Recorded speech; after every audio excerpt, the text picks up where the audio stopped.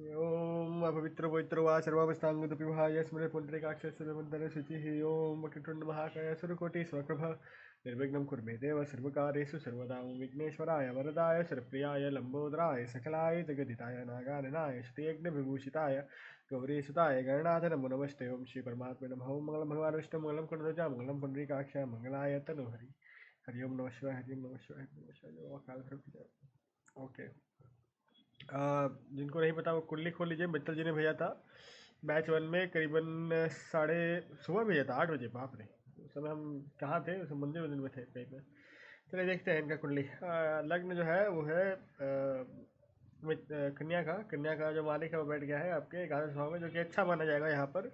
जब भी लग्नेश का संबंध एकादश भाव से बनता है तो ये खुद धन अर्जित का अच्छा योग बन जाता है। उसके बाद देखेंगे तो दशम भाव का भी संबंध एकादश में है, और उसके बाद जो इनके एक द्वितीय भाव है उनका संबंध भी एकादश से है, तो ये कहीं ना कहीं बढ़िया धर्म योगा बन गया। उसके बाद द्वादश भाव का संबंध जो है मतलब 12th हाउस का संबंध 10 से बना हुआ है, क्योंकि यहाँ पर ये फिर इस जगह को हल्का किया जाएगा। उसके बाद देखिए शनि बैठा हुआ है सप्तम भाव में, वहाँ से चतुर्थ भाव पड़ जाता है दशम भाव, तो वहाँ पर कहीं ना कहीं एक कार्मिक बंधन बन गया। उसके बाद देखिए कि जो यहाँ पर आप बृहस्पति को देख पा रहे हैं, बृहस्पति नीच का है। मैं स्क्रीन शेयर कर रहा हूँ ना। अच्छा रुकिए, यहाँ पर स्क्रीन शेयर करने दीजिए। यही भी स्क्रीन शेयर कर रही हूँ, मुझे ही देख लीजिए। मैं ये वाले इस वाले को ही देख लीजिए आप लोग, ठीक है? यही पापा को देख लीजिए। तो यहाँ पर जैसे हम देख पा रहे हैं, यहाँ पर बृहस्पति जो है वो नीच के हैं, लेकिन रेट्रोग्रेट है। जब भी कोई ग्रह नीच का होकर रेट्रोग्रेट हो जाता है तो वहाँ पर ठीक फल देगा, वहाँ पर उच्च का फल देगा। जहाँ पर देखेगा सप्तम दृष्टि से वहाँ पर खराब फल देगा। तो यहाँ पर एकादश भाव इनका खराब हो गया, शनि की वजह से दसम भाव भी खराब हो गया। सूर्य क्योंकि एकादश भाव का मालिक है बैठा हुआ है, ऑल्दो सूर्य एकादश भाव का मालिक होकर उतना हानि नहीं करता, लेकिन यहाँ पर वो काउंट होगा, ठीक है? उसके बाद एकादश भाव का जो स्वामी है, सॉरी 11th हाउस का, वो 12 से बैठ गया, राइट? तो कहीं ना कहीं इसका जो संबंध है इनकम का, फॉरेन से जुड़ गया, फॉरेन का यहाँ से जुड़ गया। तो ये तो आपको साफ दिखाई पड़ रहा है ना कहीं फॉरेन से या फिर घर से दूर रहेगा।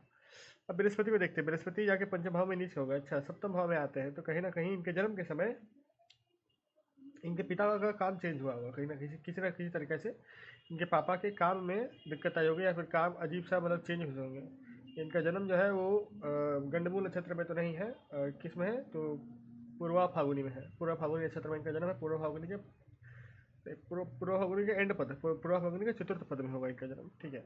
अगर ये कुंडली देखा जाए तो यहाँ पर नीच का शनि ये करीबन 1997 का कुंडली है ना। 1997 1990 नहीं, रुकिए, उससे पहले का है। हाँ सर, 97 का ही है। 97 का ही है, ठीक है? 97 का ही है। तो अगर हम सूर्य को देखें तो 97 यहाँ पर होगा आपका जनवरी फरवरी मार्च अप्रैल मई जून। जून का है ना? जुलाई है सर। जुलाई है। जनवरी फरवरी मार्च अप्रैल मई जून, हाँ 14 तारीख के बाद आए। यहाँ पर आधा आधा जनवरी पकड़ लीजिए, आधा जनवरी में क्रॉस किए। 14 जनवरी, 14 फरवरी, 14 मार्च, 14 अप्रैल मई जून। उन्हीं का तो दिखाई पड़ रहा है मुझे। कुंडली ठीक से बनाया आपने? हाँ सर, 10/7/1997। 10 तारीख का जन्म है।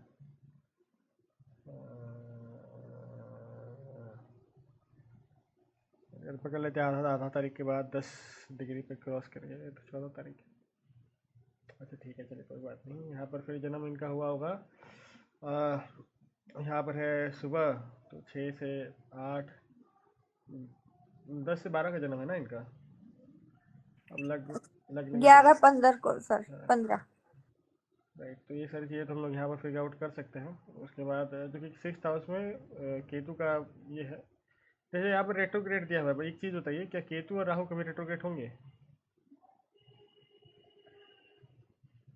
एक चीज़ बताइए आप लोगों को कि केतु या राहु कभी रेट्रोग्रेड होते हैं?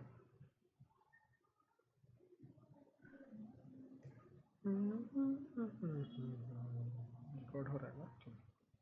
जल्दी बताइए, राहु और केतु कभी रेट्रोग्रेड होते हैं? बकरी होते हैं? सर वो तो वैसे भी उल्टा ही चलते हैं ना। तो ये बताइए कि क्या रेट्रोग्रेड होकर सीधा चलेंगे? ये तो मैं आपसे पूछा हूँ। नहीं सर। राहु और केतु कभी भी रेट्रोग्रेड नहीं होते। उसके बाद देखिए उसके बाद हाँ, और कौन कौन से प्लैनेट है जो कभी रिट्रोग्रेड नहीं होते, ये बताइए मानसी जी, आप बताइए और कौन से प्लैनेट है जो कभी रिट्रोग्रेड नहीं हो सकते।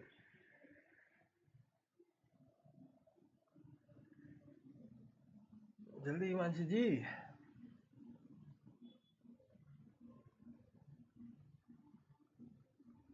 और कौन से दो प्लैनेट हैं जो रेट्रोग्रेड कभी और नहीं हो सकते। एक तो राहु केतु है क्योंकि वो हमेशा ही सदैव ही वक्री चलते हैं, उल्टा घूमते हैं वो लोग क्लॉकवाइज चलते हैं, बाकी सारे प्लैनेट एंटी क्लॉकवाइज। और कौन से दो प्लैनेट है जो कभी रेट्रोग्रेड नहीं हो सकते।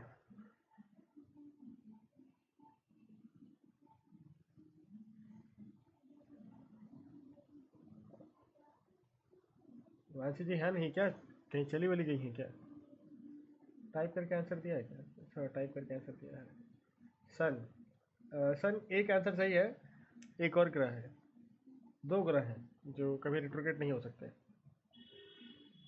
वो कौन से हैं वही आपको मुझको बताने हैं।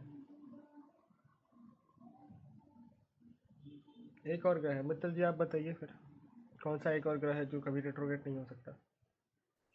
चंद्रमा, मून सर। Yes yes. सूर्य और चंद्रमा कभी वक्री नहीं हो सकते। बाकी जो सारे प्लैनेट है वो पांच तरह के अपने फॉलोइंग करते हैं, वो सब मैंने आपको सिखा दिया है। उसके बाद देखिए, क्योंकि अभी इनका क्वेश्चन था, अभी देखिए अभी इनके करंट दशा क्या चल रही है, दशा के हिसाब से देखते हैं।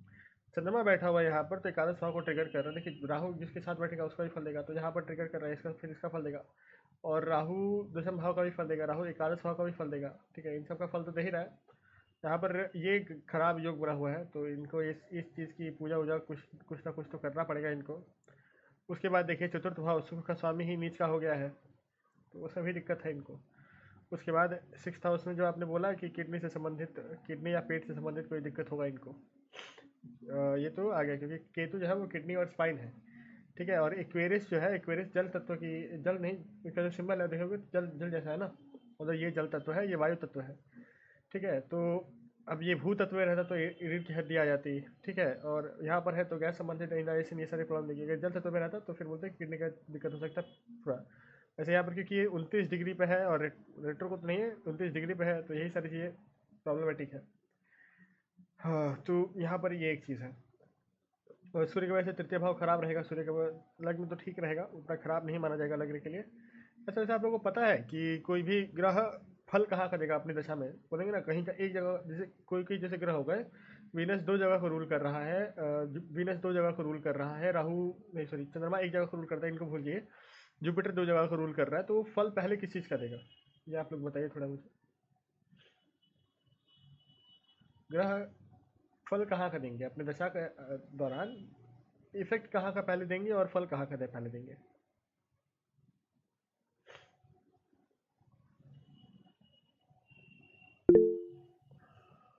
जी जी बोलिए बोलिए। सर शायद मैंने उल्टा कर दिया, पता नहीं, लेकिन जो एक्टिव जो लगन के पहले राशि पड़ेगी वो होगा, और अपनी मूल त्रिकोण का रिजल्ट वो पहले देगा। यस गुड, आपको याद है, गुड। ये बहुत ज़्यादा डिस्टिंक्शन वाली चीज़ है, इसको आप लोगों को याद रखनी पड़ेगी कि पहले जहाँ पर जैसे तो जब वीनस का अगर कभी मरकरी का आता है तो मरकरी का मूल त्रिकोण हो गया कन्या, तो कन्या को वो पहले रिजल्ट देगा। ठीक है, लेकिन लग्न में भी वो लग्न का ही रिजल्ट पहले देगा, फिर वो देगा वर्गों का रिजल्ट, सॉरी जमुनाई का रिजल्ट। तो इन सब चीज़ों का ध्यान रखना पड़ेगा। उसके बाद अगर इनका हम कुंडली में देखते हैं तो ओके, एक चीज़ दिखाई पड़ता है कि घर के आसपास कोई नाला हो सकता है, इनका कोई बड़ा नाला हो सकता है, तो घर के आसपास नहीं होगा, जहाँ पर काम होगा वहाँ पर होगा, या फिर अगर कहीं इनका दूर में कोई घर है तो वहाँ पर हो सकता है। द्वादश भाव वैसे अगर दो नंबर का काम करेंगे तो उसमें बहुत जल्दी पकड़े जाएंगे, ये भी है, ये भी एक चीज़ है इनके इनके कुंडली से। उसके बाद अगर हम देखें ये तो अच्छा है, धन युगा अच्छा है, इनको एक्चुअली बृहस्पति का दान करना चाहिए और केतु संबंधित दान करना चाहिए, इससे इनका ठीक हो जाएगा। केतु संबंधित दान क्या होते हैं।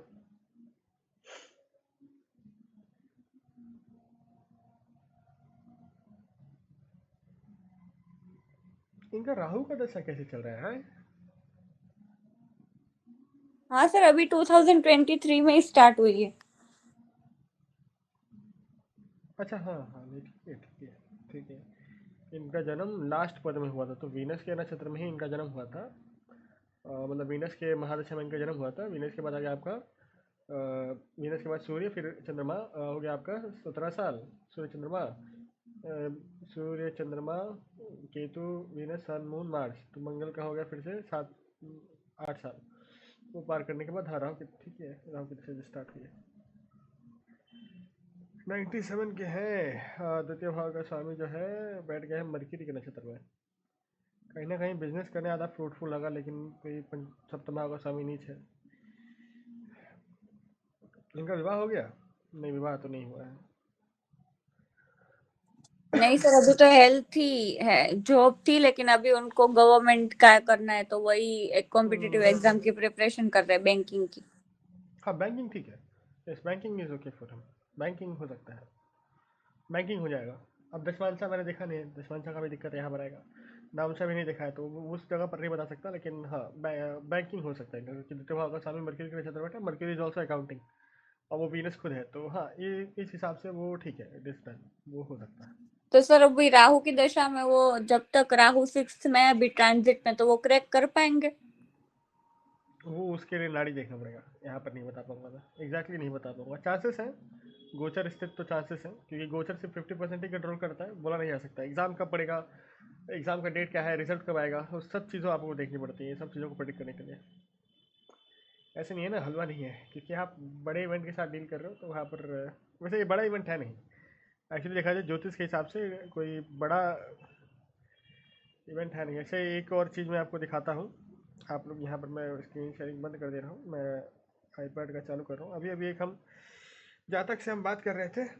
ऐसा, इफ कोई प्लैनेट लग्न में नीच का हो, बड्डी एंड में एग्जॉल्टेड हुआ, तो कैसा रिजल्ट देगा? एग्जॉल्टेड रिजल्ट देगा वो, कहीं ना कहीं, मतलब पकड़ लीजिए 75% एग्जॉल्टेशन में है वो, ठीक रिजल्ट देगा वो, इट इज़ गुड। लेकिन थोड़ा टाइम बाद, at the beginning of his life वो खराब फलेगा।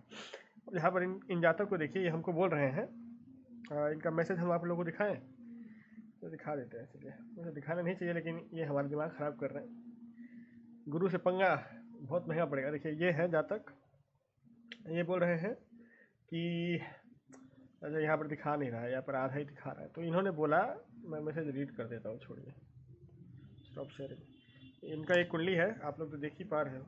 अच्छा, एक एक बार में बस एक ही जन शेयर कर सकता है स्क्रीन, ये भी लिमिटेशन आ गई है, वाह वाह। तो ये हमसे बोल रहे थे कि इनका लग्न है मकर का। बोल रहे हैं शुक्र मकर मकर लग्न के लिए योग कारक नहीं है। शुक्र बैठा है द्वितीय भाव में धन में, लेकिन लग्नेश शनि से उसकी स्वाभाविक वैर है। अभी हमने इनको आंसर दिया, आप दोनों के लिए गलत हैं। भैया आप एस्ट्रोलॉजी हम पर छोड़ दीजिए, इनका खाना का फूड का बिजनेस है, तो हम आपको अगर खाना बनाने सिखाए तो आपको ठीक लगेगा? आप लोग ये बताइए। इस लग्न के लिए मैंने रिकमेंड किया पन्ना, सॉरी पन्ना बोल रहा हूँ, पहले मैंने रिकमेंड किया आपका, क्या बोलते हैं इसको, ओपल। ओपल। अब ये बताइए कि ओपल रिकमेंड करना ठीक था, और दूसरा इनके लिए क्या उपाय हो सकता है? कुंडली को देखिए और बताइए हमको, जो आप लोग को इन्फॉर्मेशन चाहिए आप हम दे देंगे। एक एक करके प्रिडिक्शन भी आप लोग करिए। चलिए, मैंने इनकी बहुत सारी प्रिडिक्शंस की, बहुत सारी प्रिडिक्शंस की। सर ओपल किसका होता है? आए, डंडा उठाइए मित्तल जी, डंडा उठाइए, आप डंडा उठाकर सब मारिए आज। सर भूल गई। वेदांत ये करता है, आप ये ऐसा करो, आपसे ये उम्मीद नहीं थी। वेदांत तो खैर छोटा है, आपसे उम्मीद नहीं थी। ओपल किसका होता है मानसी जी, आप बताइए। आज डंडा पड़ेगा, आज मित्तल जी को डंडा पड़ेगा। हिमांशी जी, ओपल किसका होता है? राहु का। राहु, राहु का, वाह जी वाह, वाह जी वाह, क्या नहीं बात है। सॉरी सॉरी, वो गार्नेट होता है। तुम क्रिस्टल में भूल जाती हूँ मैं अब। उल्टा पुल्टा रत्न दे दीजिएगा, अपने क्लाइंट को ऊपर ही पहुंचा दीजिएगा, ऊपर नहीं तो कम से कम हॉस्पिटल में पहुंचा दीजिएगा, ठीक है। हाँ, ओपल होता है शुक्र का, वीनस का रत्न, यस वो उपरत्न है। वो उपरत्न है। डायरेक्ट रत्न कौन सा होता है वीनस का? डायरेक्ट रत्न कौन सा होता है? Venus is the most expensive planet, तो मोस्ट एक्सपेंसिव जो जेमस्टोन होगा वही उसका होगा। कौन सा होता है मोस्ट एक्सपेंसिव जेम?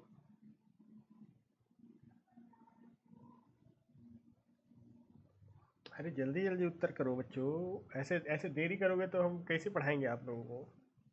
सर क्योंकि इस कुंडली में वो योग कारक है ना। हाँ, तो वो हमको क्या बोल रहे थे, हमारे जो क्लाइंट है वो हमको सिखा रहे थे कि योग कारक ग्रह क्या होता है।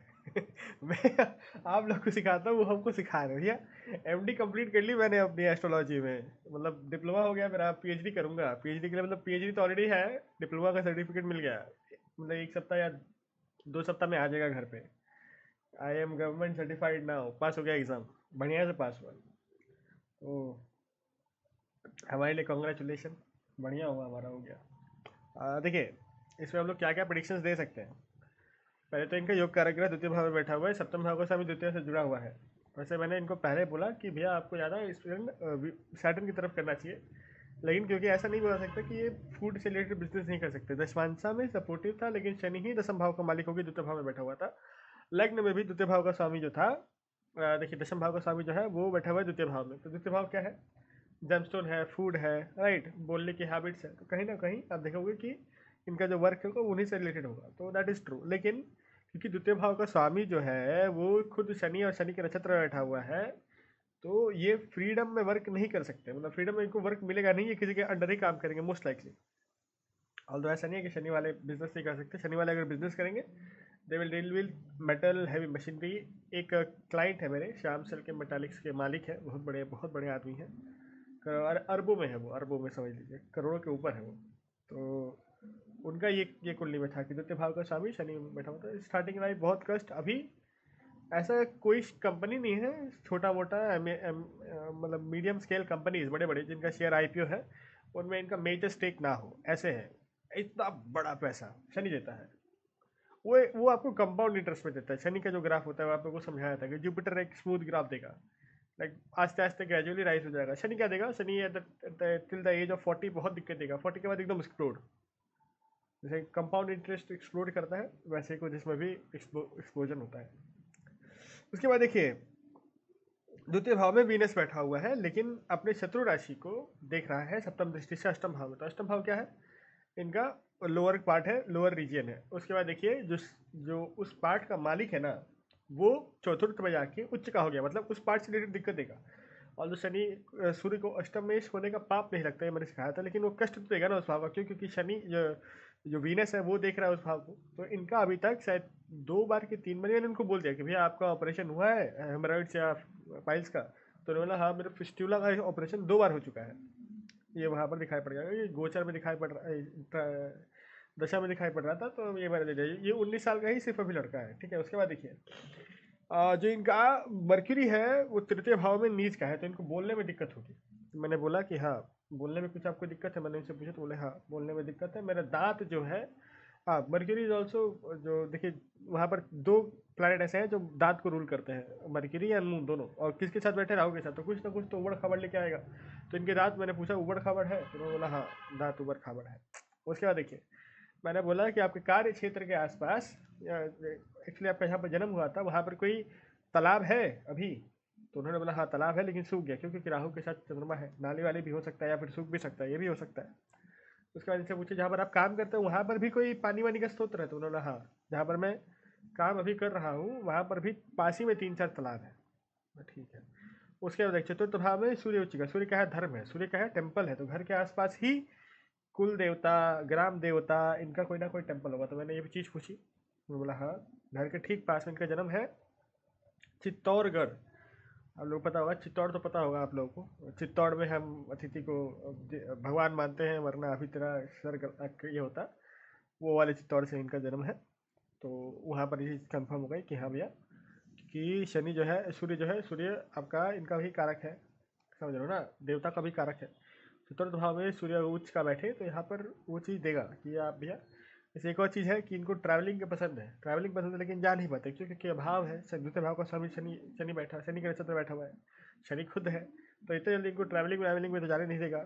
उसके बाद देखिए, राहु बैठा हुआ है तृतीय भाव में, और चंद्रमा भी वहाँ पर है, और अष्टम भाव का जो मालिक है वो 6th में बैठा हुआ है, और ठीक ठाक राशि वाले क्षेत्र में बैठा हुआ है, तो इसमें कोई दिक्कत है नहीं।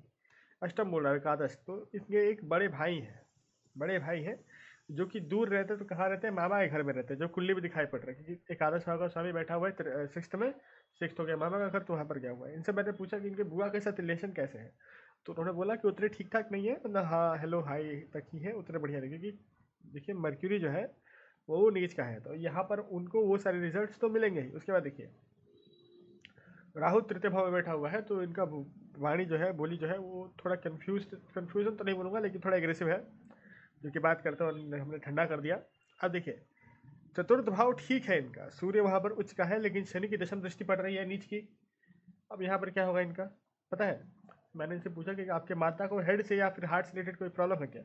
उन्होंने बोला उनकी माता को एक्यूट माइग्रेन है, मतलब वो चलते रहता है, उनका माइग्रेन कॉन्स्टेंटली चलते रहता है। अब देखिए सूर्य क्या है, सर है, चतुर्थ भाव क्या है, माता है, शनि का दृष्टि पड़ा, खराब कर दिया उसको, उच्च का सूर्य को भी खराब कर दिया। ऑल्दो सूर्य का देखे तो फुल एक्सॉल्टेशन में 10 डिग्री।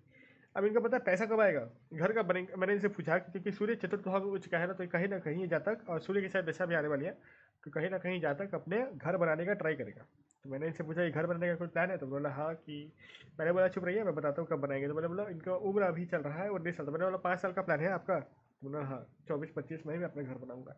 तो बहुत बढ़िया प्लान है, उसमें हो जाएगा आपका, क्योंकि सूर्य का जो एक्टिवेशन पीरियड है वो 24-25 के आसपास होगा, तो वहाँ पर वो हो जाएगा।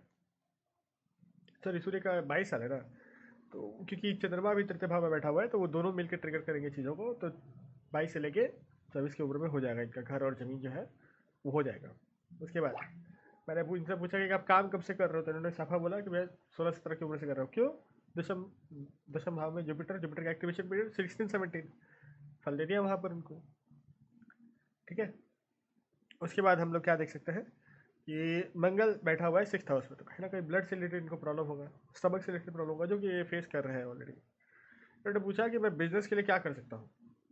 अब इनका आपको पता है कि बिजनेस कौन रूल करता है, कौन सा ग्रह रूल करता है, आप लोगों को पता है?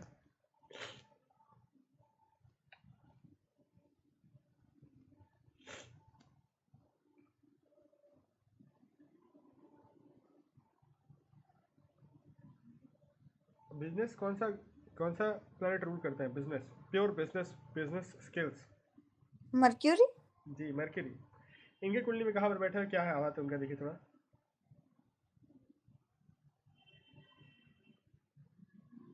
थर्ड हाउस में सर, राहु और मून के साथ। वो तो छोड़ दीजिए, उसका कंडीशन अभी क्या है, किस स्टेट में है वो बताइए।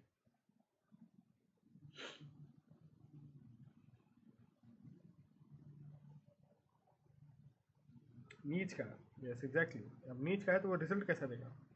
अब देखिए अब इसको आप ठीक नहीं कर सकते। कैसे नहीं, क्यों नहीं ठीक कर सकते? क्योंकि इनका प्रारब्ध है, 9 भाव का स्वामी है ना वो, प्रारब्धिक है, कुछ ना कुछ तो प्रारब्धिक है।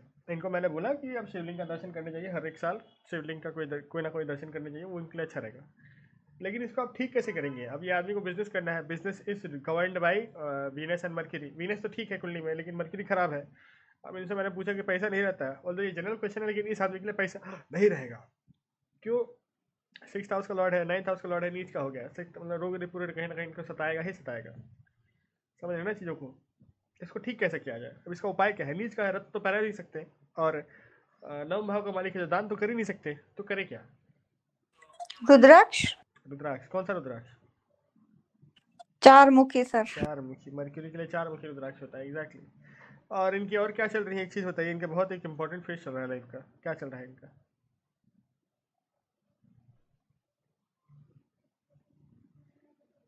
सिर्फ लग्न देख के बताइए इनका क्या चल रहा है अभी।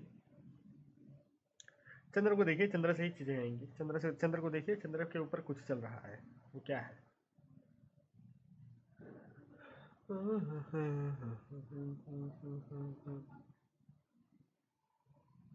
चंद्र के ऊपर कुछ चल रहा है, वो क्या है? अरे 7.5 चल रही है बाबा, 7.5 चल रही है। तीन तीन नवी राशियों की 7.5 चल रही है ना, हाँ 7.5 चल रही है। ये वैसे जी स्लो हो गए हो आप, बॉम बेटा पियो कॉफ़ी पियो, स्लो हो गए हो। तो वो एक चीज़ है, ठीक है। तो 7.5 का उपाय क्या है फिर? सबसे सिंपलेस्ट उपाय 7.5 का, दो उपाय हैं। कौन कौन से?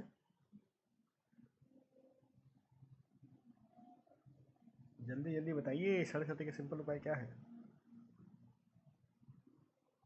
इतना देरी आप लोग सोचोगे क्लाइंट के सामने, बहुत देरी हो जाएगा फिर तो।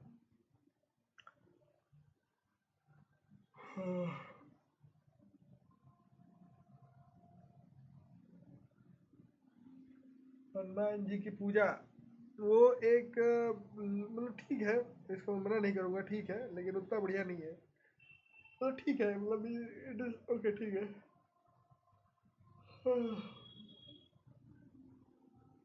हनुमान जी की पूजा ठीक ठाक है और अच्छी है, लेकिन इससे पूर्णता कष्ट नहीं जाएगा। सरसों का तेल का, काढ़े तिल का, ऐसे कुछ दान करे वो? शनि लग्नेश है, दान कहाँ से करेगा? जैसे बाबा स्वामी है, दान करेगा तो फंस जाएगा, दिक्कत हो जाएगा। ये भी तो देखिए।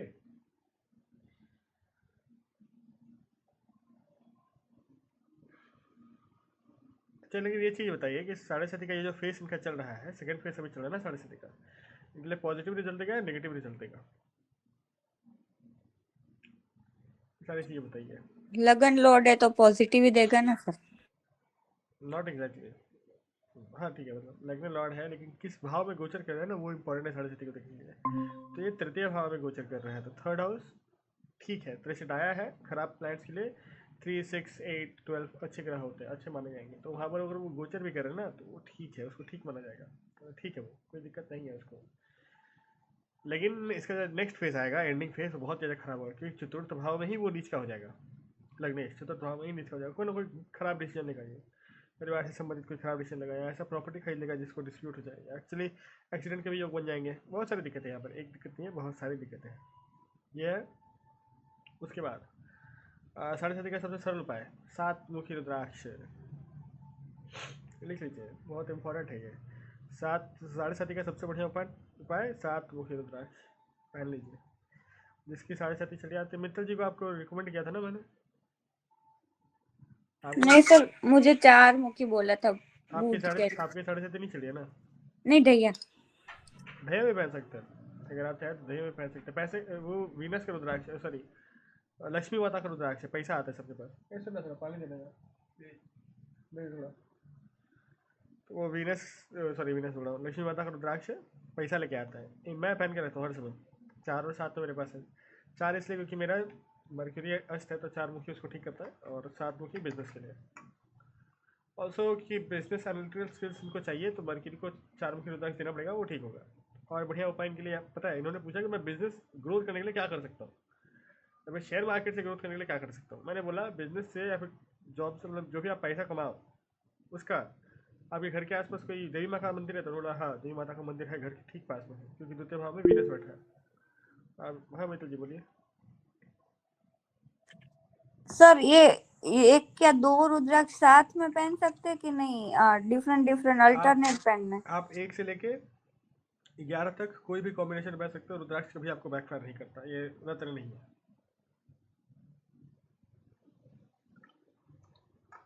तो सर काफी लोग कमेंट्स करते हैं कि गर्ल्स को नहीं पहनना चाहिए। बट पागल है लोग, कहीं नहीं पहनना चाहिए उसको।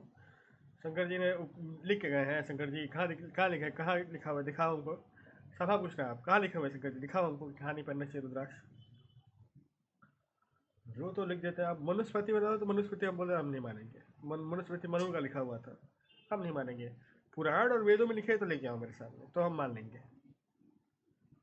बेमतलब के लोग बात करते हैं, अगर आप उसके नियम पालन कर सकते हो ना, आप उसको पहन सकते हो। हाँ, ये आपका पर्सनल धारणा होगा कि देखिए किसी किसी कोई कोई अनकंफर्टेबल हो जाता है अपने पीरियड में पहनने के लिए, तो मैं बोलता हूँ ठीक है आप उतार दीजिए, लेकिन किसी किसी को कोई दिक्कत नहीं है, वो तो फिर पहने लीजिए, कोई दिक्कत नहीं है। ये आपका पर्सनल एक धारणा होगा कि आप उसको पहनने में कंफर्टेबल है उस दौरान में कि नहीं है, बस उतना ही है और कुछ नहीं है। और क्योंकि जो रुद्राक्ष कभी भी आपको बैक फायर नहीं करता है, रुद्राक्ष जो है, हाँ ये कर सकता है कि अगर आप हायर वाइब्रेशन वाला रुद्राक्ष पहन लेते हो, ऐसे 11 मुखी, 21 मुखी, 21 मुखी तो खैर मिलेगा नहीं इस जन्म में, हम लोग खरीद भी नहीं पाएंगे। तो जैसे समझ लीजिए कि 1 मुखी हो गया, या फिर 11 मुखी, 10 मुखी, 9 मुखी, इन सब का वाइब्रेशन थोड़ा हाई होता है, तो ये हमारे बॉडी में हीट ज़्यादा पैदा कर सकते हैं, या फिर अलग अलग तरह का प्रॉब्लम दे सकते हैं। बस वही दिक्कत होता है, बाकी कोई दिक्कत नहीं है। लेकिन अगर आपका स्पिरिचुअल बॉडी उतना कैपेबल है, आप उसको उसको भी पहन सकते हो। सर तो जिस लोगों को यानी कुछ नहीं पता, तो उनको जो भी डे होता है वो और नक्षत्र में पहनना चाहिए, कौन सी सिंपल शुक्ल रिचुअल्स शुक्ल करके पक्ष पहन के सकते? शुक्ल पक्ष के पहले सोमवार को पहनना चाहिए कोई भी रुद्राक्ष, अगर आपको पहनना है शुक्ल पक्ष के पहले सोमवार, या एटलीस्ट शुक्ल पक्ष का सोमवार हो तभी पहनना चाहिए। नक्षत्र का कोई मान्यता नहीं है यहाँ पर, नक्षत्र का एक्चुअली कोई मान्यता नहीं है। हाँ, मृगशिरा हो तो पहन सकते हो, मृगशिरा क्योंकि है वो सोमनाथ के द्वारा रूल्ड है, और खुद महादेव के द्वारा रूल्ड है, तो वो एक ऐसा नक्षत्र है जिसमें आप पहन सकते हो। अगर सोमवार के दिन पड़ रहा है तो अति उत्तम, उसको और पहन लो, कोई दिक्कत नहीं है। और ख़ास करके सबसे बढ़िया रहता है सोमवार, मतलब सावन के पहला सोमवार, वो सबसे बेस्ट दिन माना गया है रुद्राक्ष पहनने के लिए। वैसे सावन के सारे ही सोमवार है जो वो पवित्र है रुद्राक्ष पहनने के लिए। बाकी शुक्ल पक्ष के पहला सोमवार बेस्ट है, नहीं तो सोमवार। कृष्ण पक्ष में नहीं पहनना चाहिए, कृष्ण पक्ष में खराब रिजल्ट देगा। तो सर परसों जो मंडे अब आएगा उसमें तो वो शुक्ल पक्ष का ही होगा ना, हाँ क्योंकि अमावस गई। हाँ, बस गई आज प्रतिपदा है, कल द्वितीया है, परसों तृतीया होगा। तो पहना जाता है, पहना जा सकता है, उसको बिल्कुल पहना जा सकता है।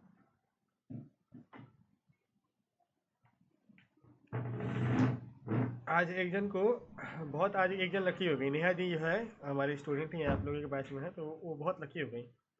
हमारे गोडाउन में उनको एमरल्ड चाहिए था। हमारे गोडाउन में एक बहुत ही मतलब अच्छा एमरल्ड पड़ा हुआ था।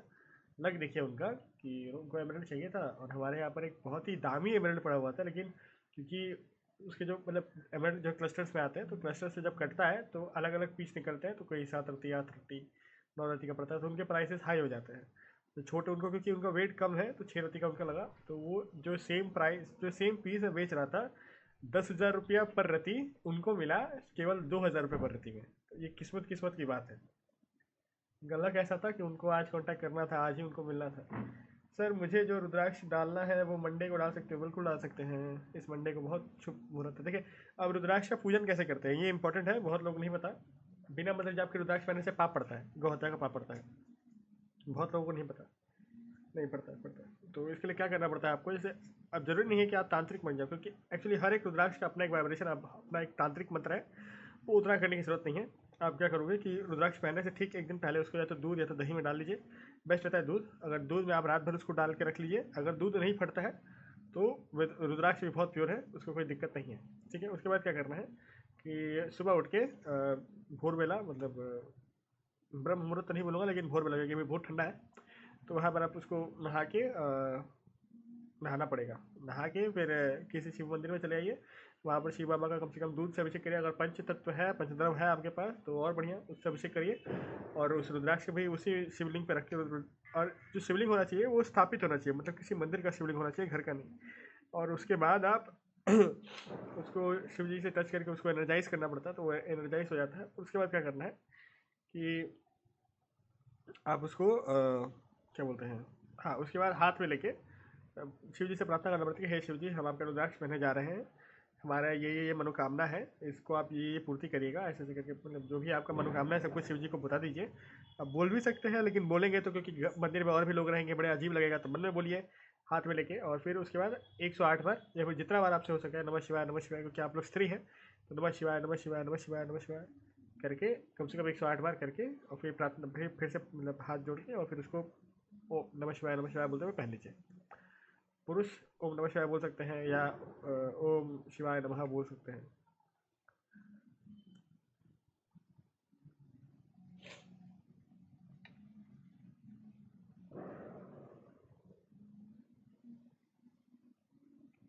और आप लोगों को क्वेश्चन, वैसे आज हम लोग रेमेडीज़ के ही पोर्शन में बात करने वाले थे। तो देखिए हमने इनको क्या क्या रेमेडी सेमेंट की, क्योंकि देखिए द्वितीय भाव जो है वो हमारे कुल का भी होता है, तो वीनस देवी भी होते हैं, तो कुल की देवी है। अब सप्तम भाव जो होता है उनका कार्य क्षेत्र का होता है, और पंचम भाव होता है वो लोअर लक का बोल सकते हैं, और शेयर मार्केट का। इन्होंने दोनों जगह पर पैसा डाल रहा है। मैंने बोला कि जहाँ से भी उनका ग्रोथ हो वहाँ पर थोड़ा सा पैसा मिले, तो क्योंकि वीनस श्रृंगार का सामान भी है, तो घर के आसपास कोई ऐसी देवी, कुल देवी तो जरूरी नहीं है, लेकिन कोई भी देवी का मंदिर हो तो वहाँ पर श्रृंगार के सामान दान करिए। समझ रहे ना, श्रृंगार के सामान चढ़ाइए, दान मत करिए, चढ़ाइए माता को, खुश होकर चढ़ाइए कि हे माता हमको और आगे बढ़ाइए। ठीक है, दान करना और चढ़ाना अलग अलग बात हो गई। ठीक है, भगवान को चढ़ाओगे ना तो भगवान तरक्की देंगे, दान करना अलग बात हो गई। जब आप मंदिर में जगह सिर्फ दान कर दिए, भगवान को चढ़ाया नहीं, आप दे दिए, तो आप उस चीज़ को दूर कर रहे हो। लेकिन अगर भगवान को चढ़ाओगे तो वही शुभ बना के आपको वापस भगवान भेज देते हैं। तो कोई कोई मुझसे वो पूछते हैं कि भैया जैसे मेरा मेष लग्न है, तो क्या मुझे शिव जी पे दूध नहीं चढ़ाना चाहिए, मेष को चतुर्थ भाव का मालिक बन जाएगा।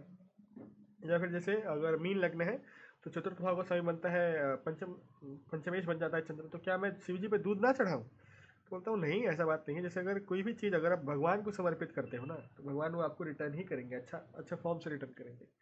तो आप भगवान को प्रसन्न जब भी करने के लिए कोई भी चीज़ करते हो, एट द सेम टाइम ये बहुत ही अच्छा उपाय है कि अगर आपका कोई भी प्लैनेट पीड़ित है, तो वो उस प्लैनेट से रिलेटेड कोई भी तत्व है वो आप शिवलिंग पर चढ़ा सकते हो उस चीज़ को ठीक करने के लिए। जैसे इनकी कुंडली में अगर देखा जाए तृतीय भाव में राहु भी है, चंद्रमा भी है। चंद्रमा तो पीड़ित हो ही गया, और मरकरी भी है, वो खुद का नीच का है। तो इन तीनों से रिलेटेड सामान अगर हम शिव जी पे चढ़वा दें तो बढ़िया नहीं होगा? बिल्कुल बढ़िया होगा।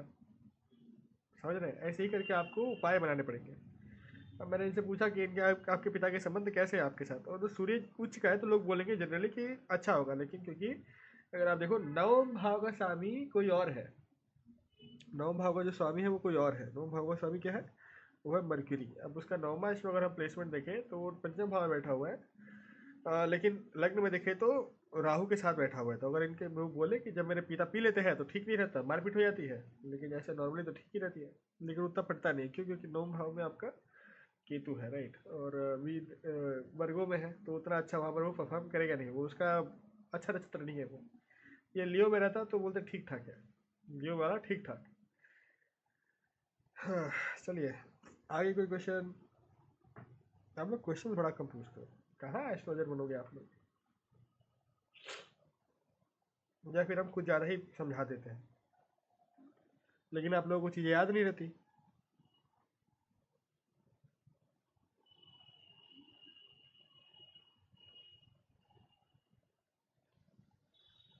कल तिथि से सर है। हाँ आप हाँ बोलिए। राशि कब पढ़ाएंगे?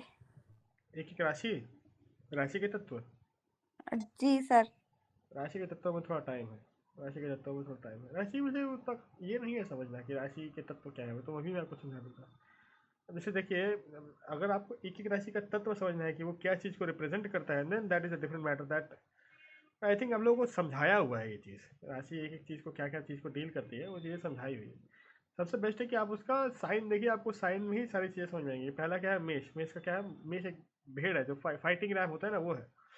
तो ये फाइटिंग की राशि हो गई। मेष इज ऑल्सो वेरी एजाइल, क्योंकि जो भेड़ होता है वो बहुत ज़्यादा एजाइल होता है। तो मेष में क्या पहला पहला ही राशि क्या आता है? अश्विनी। अश्विनी क्या है? घोड़ों का है। सॉरी, मेष में पहला ही नक्षत्र आता है अश्विनी। अश्विनी क्या है? घोड़ों का नक्षत्र है। सॉरी, घोड़ों, हाँ घोड़ों का नक्षत्र है, अश्विनी कुमारों का नक्षत्र है। तो एजाइल होगा। उसके बाद देखिए द्वितीय, दूसरा क्या आता है? भ्राणी, वर का नक्षत्र, और खुद मेष को लड़ना पसंद है। तृतीय है कृतिका, सूर्य का नक्षत्र है, राजाओं वाला नक्षत्र है। तो ये तीन उसमें फीचर आ गए। अब अगर हम लोग वीनस, सॉरी, टॉरस में जाते हैं, तो टॉरस क्या है? टॉरस का सिंबल एक क्या है? सांड है।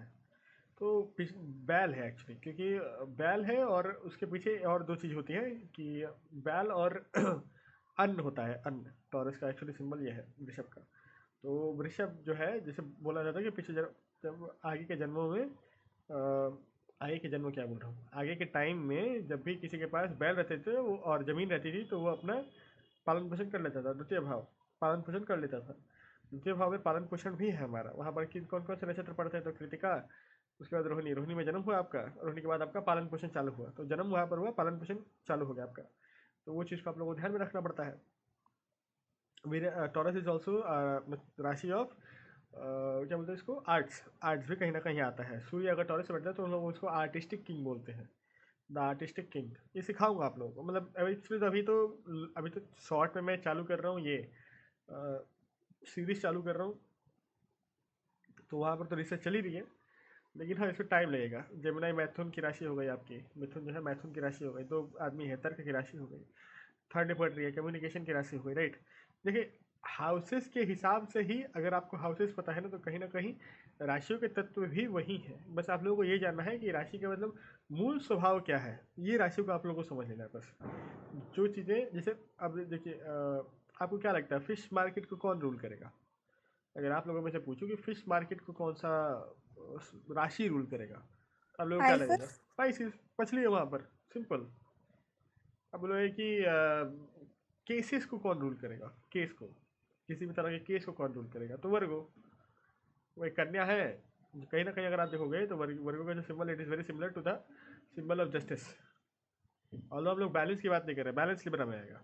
शादी, दुश्मनों से बैलेंस, हर चीज़ का बैलेंस, लाइफ का बैलेंस लिब्रा में है। कहीं गुप्त चीज़ है, प्रोस्टिट्यूशन कहाँ आएगा? गुप्त चीज़ें हैं वो। प्रोस्टिट्यूशन आदमी कोई भी खोल के तो नहीं करता ना। प्रोस्टिट्यूट के पास जाएगा भी तो गुप्त से जाएगा, स्कॉर्पियो में आ जाएगा। कोई नवम भाव, रिलीजन खुल के क्या आता है, उसको वहाँ पर आ जाता है सेजिटेरियस। युद्ध खुल के क्या आता है? सेजिटेरियस। कर्म, कैप्रिकॉन। कर्म करने के दो तरीके हैं। एक जो आप सामने से करते हो, सामने से दिखाते हो कि मैं ऐसा हूँ। अगर आप देखो मकर के ना, मकर का अगर आप सिंबल देखो तो सामने से वो एक भेड़ है लेकिन पीछे से एक मगरमच्छ है, तो वो मिलकर मकर हुआ। यही सिंबल है। तो इस सिंबल का अर्थ क्या हुआ कि सामने से आदमी कर्म कुछ और करता है, पीछे से आदमी एक्चुअली कुछ है और, राइट। तो यही चीज सिग्निफाई करता है मकर। हर एक आदमी का दो फेस होगा, हर एक आदमी का है। वो कैसे काम करता है, हर एक आदमी का दो है, मेरा भी दो है। लाइक सामने में कुछ और हो सकता है, पीछे कुछ और। अनंता जी का भी होगा, हिमांशु जी का भी होगा। Every one has a secret side that I, even secret working style, right. हम लोग सामने दिखाते हैं कि हम ऐसे काम करेंगे, साफ सुथरा रहेंगे, मैं घर में कुछ और हो सकता हूँ, राइट। वैसी वाली चीज़ है। अब एकादश भाव में जाएंगे, क्या है वो, एक्वेरियस। एक्वेरियस एक झरना वाला राशि हो ना। एक लड़की है, एक्चुअली एक कलश है जिससे पानी टपक रहा है। अब वो पानी है अमृत है हमको नहीं पता, या विष है हमको नहीं पता। एक्वेरियस का वैसे ही स्टाइल है कि वहाँ पर सतभिषा नक्षत्र सबसे ज़्यादा प्रोमिनेंट नक्षत्र होता है। Shatabhisha is the most capturing नक्षत्र वहाँ पर। तो सतभिषा का कॉल क्या है, एवरीथिंग अबाउट चेंजेस, चेंजेस कहीं ना कहीं और एक्सपेंशन। सतभिषा जो है, अगर आप सतभिषा को ही सिर्फ देखोगे तो वो एक बड़ा, बहुत बड़ा मगरमच्छ होता है। सतभिषा नक्षत्र ही बहुत बड़ा एक मगरमच्छ है। At the same time it is also नक्षत्र ऑफ हीलिंग। तो वहाँ पर आप लोगों को like Aquarius is a very strange राशि, जहाँ पर बहुत सारी चीज़ें एक साथ होती है। वो बाधक भी है, वो हीलर भी है, वहाँ पर ग्रोथ भी है, वहाँ पर सोशल मीडिया भी है, वहाँ पर आपका हीलिंग भी होता है, मारन भी है। बहुत सारी चीज़ें एक साथ वहाँ पर चलती है सर। इसको समझने में थोड़ी देरी हो जाता है, मतलब वही चीज़ है। Although it has a similar nature, मतलब एक ही नेचर रहेगा उसका। अगर आपकी कुंडली के लिए वो बाधक है तो बाधक ही रहेगा, अगर आपके ऐसा है तो उस चीज़ का वो है। इससे शनि को वो ज़्यादा प्रिय है। लास्ट में आता है मीन, वहाँ पर टू फेस्ड आते हैं चीज़ें। एक सफ़ेद मछली, एक काली मछली, टू फेस्ड चीज़ें हैं वहाँ पर। या तो मोक्ष है या तो काम है, पूरी तरह से अलग अलग, दो अलग अलग रिवर हो गए। मोक्ष और काम एक साथ नहीं चल सकते। अगर आपको मोक्ष चाहिए तो काम को त्यागना पड़ेगा, काम चाहिए तो मोक्ष को त्यागना पड़ेगा। दोनों अलग अलग साइड ऑफ द रिवर है, राइट। उसके बाद अगर आप देखो तो धर्म कहाँ आएगा, नौ भाव में आ जाता है धर्म। सजिटेरियस में आता है धर्म। धर्म आप खुल के करते हो, ऐ मेरा ये धर्म है। धर्म का बखान होता है ना, नौ भाव में है धर्म का बखान। मेरा ऐसा धर्म है तो मैं ऐसा ही धर्म है, यही मेरा धर्म है। ऐसी ही चीज़ें वो बांटी हुई है। कैंसर चतुर्थ भाव में पड़ता है। कैंसर क्या है, अब एक कैंसर एक कर्क है। कर्क मतलब एक केकड़ा है। अब केकड़ा का आउटर शेल जो होता है वो हार्ड होता है, इनर शेल सॉफ्ट होता है। केकड़ा के साथ साथ वो चंद्रमा को देख रहा है। ऐसा केकड़ा है कि वो चंद्रमा को देख रहा है, राइट। तो चंद्रमा क्या है, माँ है। तो वहाँ पर वो वाला चीज़ ऑटोमेटिकली चला जाता है। उसके बाद कर्क में कौन कौन सी राशियाँ फॉल हो रही हैं, ये देखिए कौन कौन सी नक्षत्र फॉल हो रहे हैं। तो ये लास्ट में आता है अश्विनी भानी के अधिकार होने, पुनर्वसु पुष्या, पुष्य आता है। और अश्विनी भानी के अधिकार होने मिश्राद्रा, पुनर्वसु, पुनर्वसु आता है जो कि बृहस्पति का नक्षत्र है, फिर पुष्या, फिर अश्लेषा। सांप का नक्षत्र है, एंडिंग फेज ऑफ द कर्क। इसीलिए मैं बोलता हूँ कि कर्क से ज़्यादा डेंजरस भी ना कोई ये नहीं है। Specially when you will see, जब कर्क अगर लग्न में पड़ रहा है, कर्क अगर, ये तेरे लिए है, अगर कर्क लग्न में पड़ रहा है या फिर कर्क का चंद्रमा है या फिर चंद्रमा ही लग्न में पड़ रहा है, तो ऐसे लोग ना आपको, ऐसे लोग बहुत डेंजरस है, बहुत ज़्यादा। सूर्य लग्न में बोलोगे, मैं बोलूँगा ठीक कोई बात नहीं। बोलोगे मंगल लग्न में उच्च, मैं बोलूँगा कोई बात नहीं। लेकिन कर्क लग्न वाले और या फिर चंद्रमा लग्न में उच्च का हो या कैसे, बहुत खतरनाक हो जाता है। क्यों, मेमोरी बहुत जल्दी अच्छी होगी। और ये अगर आप इनके साथ कोई मिस्टेक करोगे ना, ये चीज़ों को याद रखते हैं, वो चीज़ों को बहुत याद रखेंगे, एकदम भयंकर वाला याद रखेंगे। अब आपको आज नहीं 26 साल बाद ये चीज़ को याद दिलाएंगे कि आपने मेरे साथ इस समय ऐसा कुछ किया था। तो ये है, उनका बहुत पावर होता है इस चीज़ का। इसलिए कर्क लगने वालों के साथ ना ज़्यादा छल कपट नहीं करना चाहिए, बहुत मारेंगे आपको।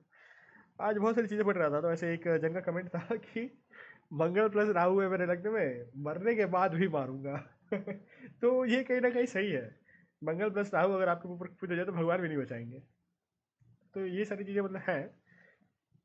ऑल्दो अभी हम रिसर्च, मतलब मेरा चल रहा है कि हर एक प्लानट को हर एक राशि में समझा पाऊँ एक शॉर्ट में। बहुत हार्ड हो रहा है मेरे लिए, तो सारी चीज़ें एक साथ एक्सप्लेन नहीं कर पा रहा हूँ। वही दिक्कत हो जा रहा है कि कैसे एक्सप्लेन करूँ सारी चीज़ें, इतनी सारी चीज़ें ना। जैसे तो बोल सकते हैं कि सूर्य पहले पहले में पड़ जाएगा तो ये होगा, तो ऐसा है नहीं। नक्षत्रों के हिसाब से वाइब्रेशन चेंज हो जाते हैं, सॉरी नक्षत्र बता रहा हूँ, राशियों के हिसाब से प्लैनेट का वाइब्रेशन होता है। बेसिकली क्या है, a planet has a certain vibration और अ सर्टेन कॉल। अब जो राशि है वो 30 डिग्री का जो एंगल है ना, वो एक सर्टेन वाइब्रेशन कैरी करता है। तो प्लैनेट जब वहाँ पर आता है ना, तो प्लैनेट को उस वाइब्रेशन के हिसाब से खुद को चेंज करना पड़ता है। क्योंकि देखो आप जो मेष राशि है, it is a very quick, it is a very fiery very movable राशि। अब सूर्य क्या है, सूर्य को हमेशा मूव करते रहना है, वो होल्ड नहीं करके रखेगा। तो ऐसी जगहों पर ये बढ़िया है, चीज़ें बढ़िया है।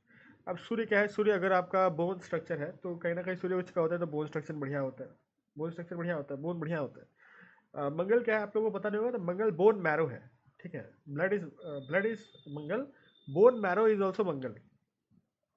बोन मैरो में जो बनता है वो सूर्य का है, क्या है, इम्यून सिस्टम जो बनता है, लिम्फोसाइट जो बोलते हैं ना, लिम्फोसाइट जो बनते हैं या फिर लिम्फ जो बनते हैं वो, उसको रूल करता है, इम्यून सिस्टम को रूल करता है सूर्य। सूर्य नीच का होता है तो कहीं ना कहीं आप देखते हो पूरे वर्ल्ड में ही कहीं ना कहीं पैंडेमिक जैसा क्रिएट हो जाता है, सबको वायरल हो रहा है। In the month of October आप देखोगे हर साल होता है ये चीज़, क्यों, इम्यून सिस्टम कॉम्प्रोमाइज हो जाता है ग्लोबली। तो ये चीज़ हम लोग दिखा पड़ते हैं, उस समय में बहुत ज़्यादा चीज़ें निकल के आती हैं, राइट, तो वो एक चीज़ है। उसके बाद देखो, जब सूर्य क्या है, सूर्य आप कैसे आप वर्ल्ड आपको कैसे देखता है वो सूर्य है, वर्ल्ड आपको कैसे देखेगा वो सूर्य है। वर्ल्ड की तरफ नेचर आपका, या फिर वर्ल्ड की तरफ नेचर नहीं, वर्ल्ड का पर्सपेक्टिव आपको लेके वो सूर्य है आपका। जहाँ पर भी सूर्य बैठा होगा आप ये देखोगे कि वर्ल्ड आपको उसी तरह से देखता है। सूर्य स्कॉर्पियो में तो गिरते दिखेगा, चंद्रमा आप हो, चंद्रमा आप हो, चंद्रमा वो हो जो आप हो, लेकिन सूर्य वो है जो लोग आपको देखते हैं। सूर्य इस क्या बोलते हैं, ऐसे चंद्रमा भी है, चंद्रमा क्या है, चंद्रमा आप कैसे रिएक्ट करोगे वर्ल्ड की तरफ, लेकिन सूर्य क्या है, सूर्य आपको सूर्य वो है जो आपको लोग देखते हैं। वैसे दोनों का रिजल्ट मिलता है, ऐसा नहीं कि लोग आपको सिर्फ एक तरह से देखते हैं, सूर्य चंद्रमा और सूर्य दोनों तरह से देखते हैं, ठीक है। सूर्य आपकी आत्मा है, तो कहीं ना कहीं आपका कॉल उसी उसी इसके रिलेटेड होगा, आसपास होगा, जहाँ पर भी आपके बैठा हुआ है सूर्य आपके खुद के कुंडली में। अब सेकंड, हाँ, जब जाता है टॉरस में तो वो वेल्थ ही ऑटोमेटिकली क्रिएट कर देता है, वेल्थ जनरेट कर देता है, क्योंकि वो पंचम, अगर आप देखो पंचम से वो दशम पड़ता है, राइट, तो वेल्थ जनरेशन का काम कर देता है वहाँ पर, आदमी को आर्टिस्टिक कर देता है। उसकी कॉल ही वही है, आर्टिस्टिक में रहूँगा, अप्रोचेबल रहूँगा। Venus is a very approachable राशि, तो सॉरी वीनस बोला, taurus is a very approachable राशि, तो वहाँ पर उस कॉल को वो लेके आएगा सूर्य। जेमिनी में चला जाएगा तो थोड़ा अलग बन जाएगा, कर्क में चला जाएगा तो थोड़ा काम हो जाएगा, वापस लियो में चला जाएगा तो वापस दहाड़ने लगेगा, वर्गो में जाएगा तो थोड़ा काम हो जाएगा, थोड़ा अजीब हो जाएगा। अच्छा, वैसे आप लोगों को पता है कि सबसे इंपॉर्टेंट राशि वीनस के लिए कौन सी है, पता है आप लोगों को? वीनस अगर आपकी कुंडली में बैठा है तो उसके लिए सबसे इंपॉर्टेंट हाउस कौन सा है, आप लोगों को कौन सा सबसे इंपॉर्टेंट हाउस है जो देखना चाहिए वीनस के हिसाब से प्रेडिक्शन करते हुए, आप लोगों को पता है? वीनस आपके लिए पैसा कहाँ से लेके आएगा, ये कौन सी राशि डिसाइड करेगा, आप लोगों को पता है? ये बेटर क्वेश्चन है कि वीनस आपकी कुंडली के लिए कौन सा ऐसा जगह है जहाँ से वीनस पैसा लेके आएगा, आप लोगों को पता है? बहुत लोगों ने बताया, मैं बता ही देता हूँ। वीनस से जो सेकंड राशि है, जैसे इस कुंडली में वीनस बैठा हुआ है आपका एक्वेरियस में, तो इसकी कुंडली के लिए जो चैनलाइजेशन होगा वो कहीं ना कहीं पाइसिस से होगा, पाइसिस के तत्वों से होगा। पाइसिस के तत्व ही इसके कुंडली के लिए पैसा लेके आएगा, क्योंकि वेल्थ, ग्रेटर वेल्थ पाइसिस लेके आएगा। ऐसे आप लोगों को लाइक प्रेडिक्शंस करने पड़ेंगे, इन चीज़ों को पकड़ पकड़ के प्रेडिक्शन करना पड़ेगा आपको। तेरे कुंडली में वीनस कहाँ बैठा हुआ है? फर्स्ट में तो तेरा कैंसर पड़ता है ना, तेरा लियो से पैसा आएगा, सेकंड हाउस से आएगा, सेकंड हाउस से आएगा। ट्वेल्थ वैसे हाउस देखना पड़ता है, हाउस के हिसाब से देखना पड़ता है। सेकंड हाउस, सेकंड हाउस तेरा गोल ही हो गया, वहीं से कहीं ना कहीं तेरा पैसा चलनाइज होगा। Is also gemstone, food business, ये सारी चीज़ें। तो वहीं पे जाएगा, आपको पता है। चलो, और कोई क्वेश्चन आप लोगों को, कहीं से भी कोई क्वेश्चन है तो पूछ लीजिए, आप लोग क्वेश्चन बहुत कम पूछते हो। सर ऑनलाइन प्रेजेंस के लिए या ऑनलाइन कर सकते हैं उनके लिए, अगर लेट सपोज कि 11 उसमें केतु बैठ जाए तो वो ऑनलाइन कर सकते हैं कि D10 में ना हो, सिर्फ लगन में ही हो तो? नहीं नहीं, ऐसा नहीं, कोई भी ग्रह आपको किसी भी हाउस का फल दे सकता है, बस ये चाहिए कि आप उस ग्रह के अनुकूल खुद को बना लीजिए। यानी स्पिरिचुअलिटी कर सकते हैं बस सर? बस बिल्कुल, बात खत्म, बस। अगर D10 is a different chart, उसको देखने के लिए अलग अलग टेक्निक्स लगते हैं। अगर D10 में एकादश भाव में है तो उसको हम लोग नहीं देंगे, लेकिन द्वितीय भाव का लॉर्ड जिस नक्षत्र में देखा जाएगा वहां से मनी कहाँ से आएगा है, लेकिन द्वितीय भाव का लॉर्ड के नक्षत्र से देखा जाता है ना, मनी कहाँ से आएगा कहीं ना कहीं। देखिए, ये अलग अलग चीज़ें हैं, आप इन चीज़ को समझने की कोशिश करिए। Venus is also your comfort, Venus is also the मतलब चैनलाइजेशन ऑफ मनी, ठीक है। यस, इट इज ट्रू कि द्वितीय भाव का स्वामी जिसके नक्षत्र में बैठेगा उसके थ्रू पैसा आएगा, उसके कारक तत्वों से पैसा आएगा, लेकिन वो सिर्फ अकेले आपके कुंडली के लिए पैसा लाइए इंपॉर्टेंट नहीं है। Venus is also very very very important, जब आप देख रहे हो कि पैसा कहाँ से आ रहा है कुंडली में। तो उस सेक्टर के लिए, उस क्षण के लिए आप देखोगे कि वीनस से द्वितीय भाव का जो है वो क्या बोल रहा है। ज़्यादा प्लैनेट से मीन्स ज़्यादा मनी लाने का संभावना है, ऐसी चीज़ है ना। ज़्यादा ज़्यादा प्लैनेट से तो ज़्यादा पैसा आने का संभावना है। वहाँ पर राशि क्या फॉल कर रही है, वो हाउस कौन सा है, ये सारी चीज़ें इंपॉर्टेंट हो जाती हैं, समझ रहे हो। मतलब वो हायर लेवल ऑफ एस्ट्रोलॉजी है, वहाँ पर पहुँचने के लिए आपको भी और 1 साल लगेगा। अभी आप लोग यहीं पे ठीक हो वो सारी चीज़ थोड़ी एडवांस लेवल की एस्ट्रोलॉजी हो जाती है।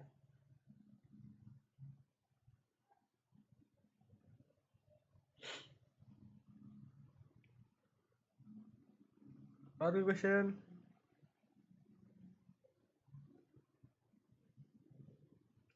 आज सोच रहा हूँ लाइव स्ट्रीम करूँ।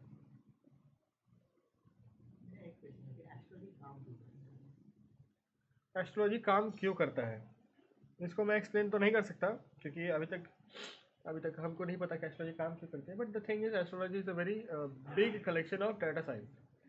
लाइक क्या हुआ कि ऋषियों ने ये नोटिस किया कि एट सर्टन नक्षत्र, एट सर्टन प्लेसेस, जो प्लैनेट्स हैं उनका इफेक्ट ह्यूमंस पे इस तरह से आता है। उन्होंने पैटर्न्स नोटिस किए, तो पैटर्न्स के बेसिस पर उन्होंने डेटा बेसिस बनाए, और डेटा बेसिस को जब लेके आए तो उनको पता चला कि ऐसा ऐसा होता है। जैसे अगर किसी का जन्म अश्लेषा के प्रथम पद में होता है तो जनरली देखा गया कि ऐसा चीज़ें होती हैं, पिता या माता को नुकसान होता है। द्वितीय पद में देखा गया कि भाई को नुकसान होता है लेकिन पैसा मिलता है। तृतीय पद चतुर्थ पद उच्च पदवी देता है, लेकिन बोल दिया गया है गणमूल नक्षत्र में पड़ा है तो पूजा करवा लीजिए ताकि कोई भी तरह से दिक्कत ना हो, समझ रहे हो ना। अब देखा गया कि सूर्य जो है वो कैप्रिकॉर्न में जब जाता है तो वर्ल्ड को वापस एक नया एनर्जी मिलता है, दिन बड़े होने लगे, चेंजेस आ रहे हैं दुनिया में। अब लोग फिर से सुबह उठने लगे, लोगों में आलस आ रहा है, एनर्जी का संचार आ रहा है, तो कैप्रिकॉर्न को मकर संक्रांति बना देंगे। उस दिन दान करना बहुत इंपॉर्टेंट है, उस दिन दान करना एक्चुअली बहुत इंपॉर्टेंट। आप लोग भी नोटिस करिए, कैप्रिक को मतलब जिस दिन मकर संक्रांति होता है उस दिन जो चीज़ें हम खाते हैं ना और जो चीज़ें हम दान करते हैं उसका बहुत बड़ा एक ये है, साइंटिफिक ये चीज़ है। आपको उस दिन हमेशा मतलब गुड़ दान करना चाहिए। आपको जो जो चीज़ें होती हैं गुड़ के बना हुआ वो चीज़ें होती हैं, तो एक्चुअली क्या है ना, हमारे इम्यून सिस्टम को स्ट्रॉन्ग करने के लिए तिल होता है, सफ़ेद वाला जो होता है वो होता है। और जो चीज़ें हम उस दिन खाते हैं ना वो कहीं ना कहीं इम्यून सिस्टम को हमारा इफेक्ट करता है। सूर्य इज ऑल्सो हमारा इम्यून सिस्टम। तो उस ज़माने के चीज़ लोगों ने बहुत बढ़िया तरीके से ये चीज़ देखा और उसको ऑब्जर्व किया और उसको बनाया, पैटर्न्स बनाए कि तिल खाना ज़रूरी है उस दिन, तिल का दान करना ज़रूरी है उस दिन, तो वो बहुत ज़रूरी है। और अगर हम लोग वेद देखें तो वहाँ पर भी मकर संक्रांति का दिन दान करना बहुत ही पुण्य माना गया है, तो उस दिन तो आप लोग बिल्कुल दान करिएगा। मकर संक्रांति हर साल 14 तारीख को पड़ती है जनवरी में, ठीक है। हाँ, एक ही दिन पड़ती है, हर साल एक ही दिन में पड़ती है, 14 तारीख को। उसके बाद तो ये पैटर्न्स है। अब लोग पूछते हैं, लोग मेरे से पूछते हैं, बहुत बड़े बड़े लोग आते हैं, डॉक्टर वॉक्टर भी आते हैं, तो लोग पूछते हैं कि हाउ इज़ इट पॉसिबल कि कोई इतना दूर का बैठा हुआ ग्रह वो हमको इफेक्ट करे। There is a thing called quantum gravity और क्वांटम इंटेंगलमेंट इन फिजिक्स, जिसको एक्सप्लेन नहीं किया जा सकता। I think it has something to do with that, क्योंकि क्वांटम ग्रेविटी ये बोलता है कि कोई भी सब्सटेंस इस दुनिया में किसी और तरीक़े से किसी भी चीज़ से लिंक्ड हो सकता है, और उस प्लैनेट का मतलब उस बॉडी का इफेक्ट दूसरे बॉडी में पड़ सकता है गिवन एनी सर्कमस्टांसेस। मतलब कहीं ना कहीं तरह से वो क्वांटम लेवल पे चीज़ों को इफेक्ट करेगा। और क्वांटम ऐसा चीज़ है, जैसे quantum is a very, quantum mechanics बहुत ही ख़राब चीज़ है। जब हम लोग 12th में पढ़े थे साइंस में, बहुत ख़राब चीज़ था, दिमाग ख़राब करने वाला चीज़ होता। तो उसमें अनसर्टेनिटी प्रिंसिपल है उसमें बेसिकली था कि अनसर्टेनिटी प्रिंसिपल में था कि एक जो इलेक्ट्रॉन है वो किसी भी गिवन समय में कहीं भी हो सकता है at a certain radius, right. तो यहाँ पर चीज़ें बहुत अजीब से हो जाती हैं। ऐसा बोला था ना, किसी का जन्म हुआ घर में, उसके वजह से कुछ हो गया, तो ये एक्सप्लेन नहीं किया जा सकता।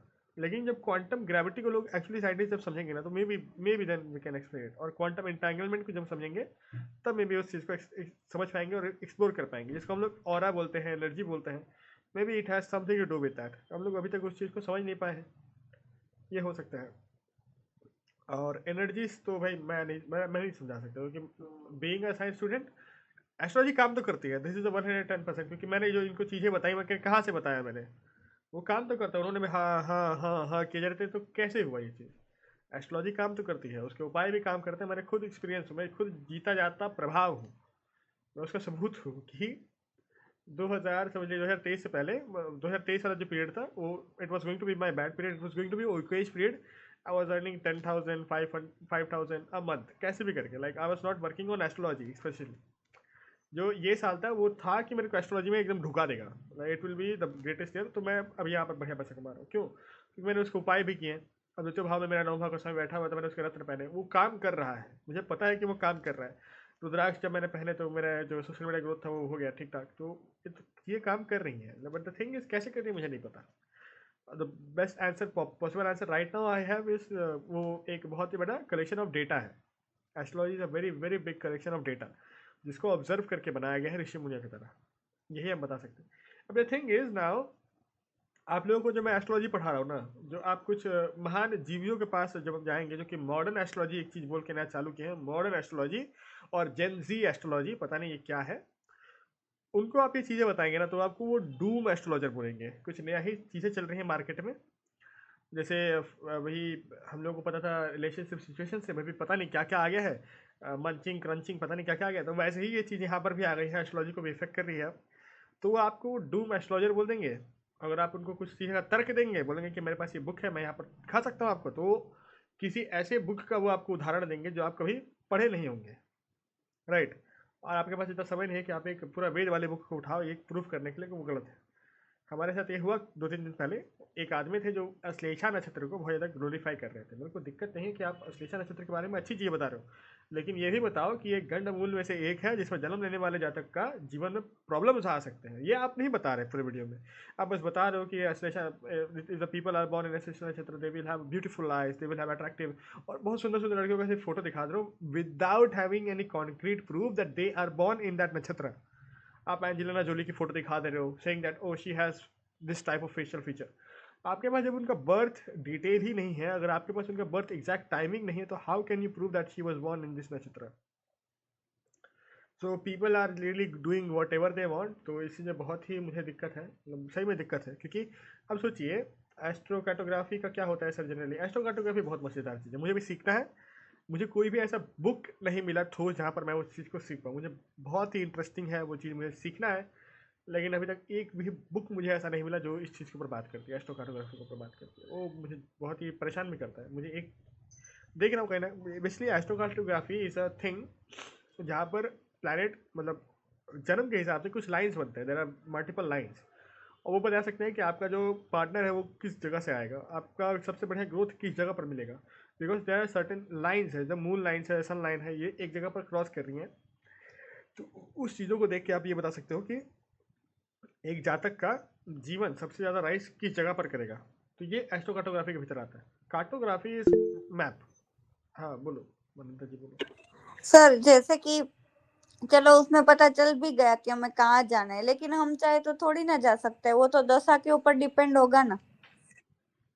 हाँ और ना भी, इससे देखो आप चीज़ों को चेंज नहीं कर सकते। मे बी आप एस्ट्रोकार्टोग्राफी सीख के देखो, जैसे मेरा जहाँ तक मुझे पता है कि मैं जब कोरिया जाऊँगा तो मेरा भाग्य एकदम एकदम मस्त उठेगा, तो मैं कोरिया जाऊँगा। हाउ इज इट पॉसिबल कि मैं कोरिया जाऊँगा? मुझे तो नहीं लगता कि मैं इस जन्म में कोरिया जाऊँगा। अब देखिए, पता नहीं, शायद चले जाए, महादेव की कृपा रही तो कोरिया भी चले ही जाएंगे। लेकिन हमको तो नहीं लगता कि हम कभी कोरिया जाएंगे, राइट। तो वहाँ पर था कि वहीं से मेरे को सबसे बेस्ट जो पार्टनर है वो कोरिया में मिलेगा। अब ये सारी चीज़ें कुछ ज़्यादा ही हो गई, राइट, ये पॉसिबल नहीं है। तो अब कोरिया तो जाएंगे नहीं, क्या पता कोलकाता से ही मिल जाए। तो ये चीज़ें हम मुझे नहीं पता ये कैसे किया जा सकता है। Maybe there are certain places even in India जिसका कुछ जो लैटिट्यूड लॉन्गिट्यूड होगा वो कोरिया से मिलेगा, और मे बी वहाँ से कुछ हो जाए। तो ये क्योंकि उस ज्ञान के बारे में भाई नॉलेज नहीं, तो मैं उस ज्ञान के बारे में कुछ बोल नहीं सकता। एस्ट्रोग्राफी मुझे पता है कि क्या है, मुझे उसका बेसिक्स पता है, एडवांस में नहीं बता सकता, मैंने पढ़ा नहीं है। बेसिक्स मुझे आते हैं, यहाँ पर मैं देख सकता हूँ कि कहाँ से किसी का पार्टनर आ सकता है, वो मुझे पता है, लेकिन एग्जैक्टली नो आइडिया। सर वो भी वैदिक एस्ट्रोलॉजी का पार्ट है। कोई बोलता है कि वैदिक एस्ट्रोलॉजी का पार्ट है, लेकिन मैंने जितना भी स्टडी किया है, मुझे अभी तक तो कहीं किसी वेद में इसका मेंशन नहीं मिला है। सो आई डोंट नो, इसका जितना भी सॉफ्टवेयर है सब वेस्टर्न ही है, तो मुझे नहीं पता। लोग बोलते हैं कि वैदिक एस्ट्रोलॉजी के अंदर है, लेकिन मैं BPHS करीबन 3 बार पढ़ चुका, तो मुझे तो एग्जैक्टली कहीं इस पोजीशन में मिला नहीं है। और भृगु संहिता भी पढ़ लिया, भृगु नंदिनी भी पढ़ ली, सप्तऋषि की जितने बुक्स थे वो भी पढ़ लिए, तो कहीं तो एग्जैक्टली मुझे मिला नहीं है। अगर आप लोगों को कुछ मिले तो प्लीज़ मुझे सेंड करिएगा, मुझे भी पढ़ना है इस चीज़ के बारे में, मैंने पढ़ा नहीं है अभी तक, क्योंकि मुझे ऐसे कुछ बुक्स मिले ही नहीं। यहाँ तक कि मेरे कोर्स में भी ये चीज़ इंक्लूडेड नहीं है। Astrocartography is not included in my course right now. तो वही वाली चीज़ है, मुझे पढ़ना है लेकिन कहीं इसका है नहीं कुछ, तो क्या करें जाए।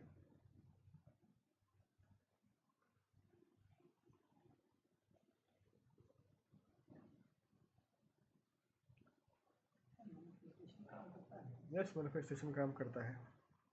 देख सकते हैं कुंडली में कि मैनिफेस्टेशन इसका स्ट्रॉन्ग है कि ऐसे मैंने बुक में पढ़ा हुआ है कि 9th हाउस मैनिफेस्टेशन का भी होता है। 11th हाउस होता है मैनिफेस्टेशन का। जब बुक में नहीं नहीं, 11th हाउस होता है। 11th house is higher form of luck.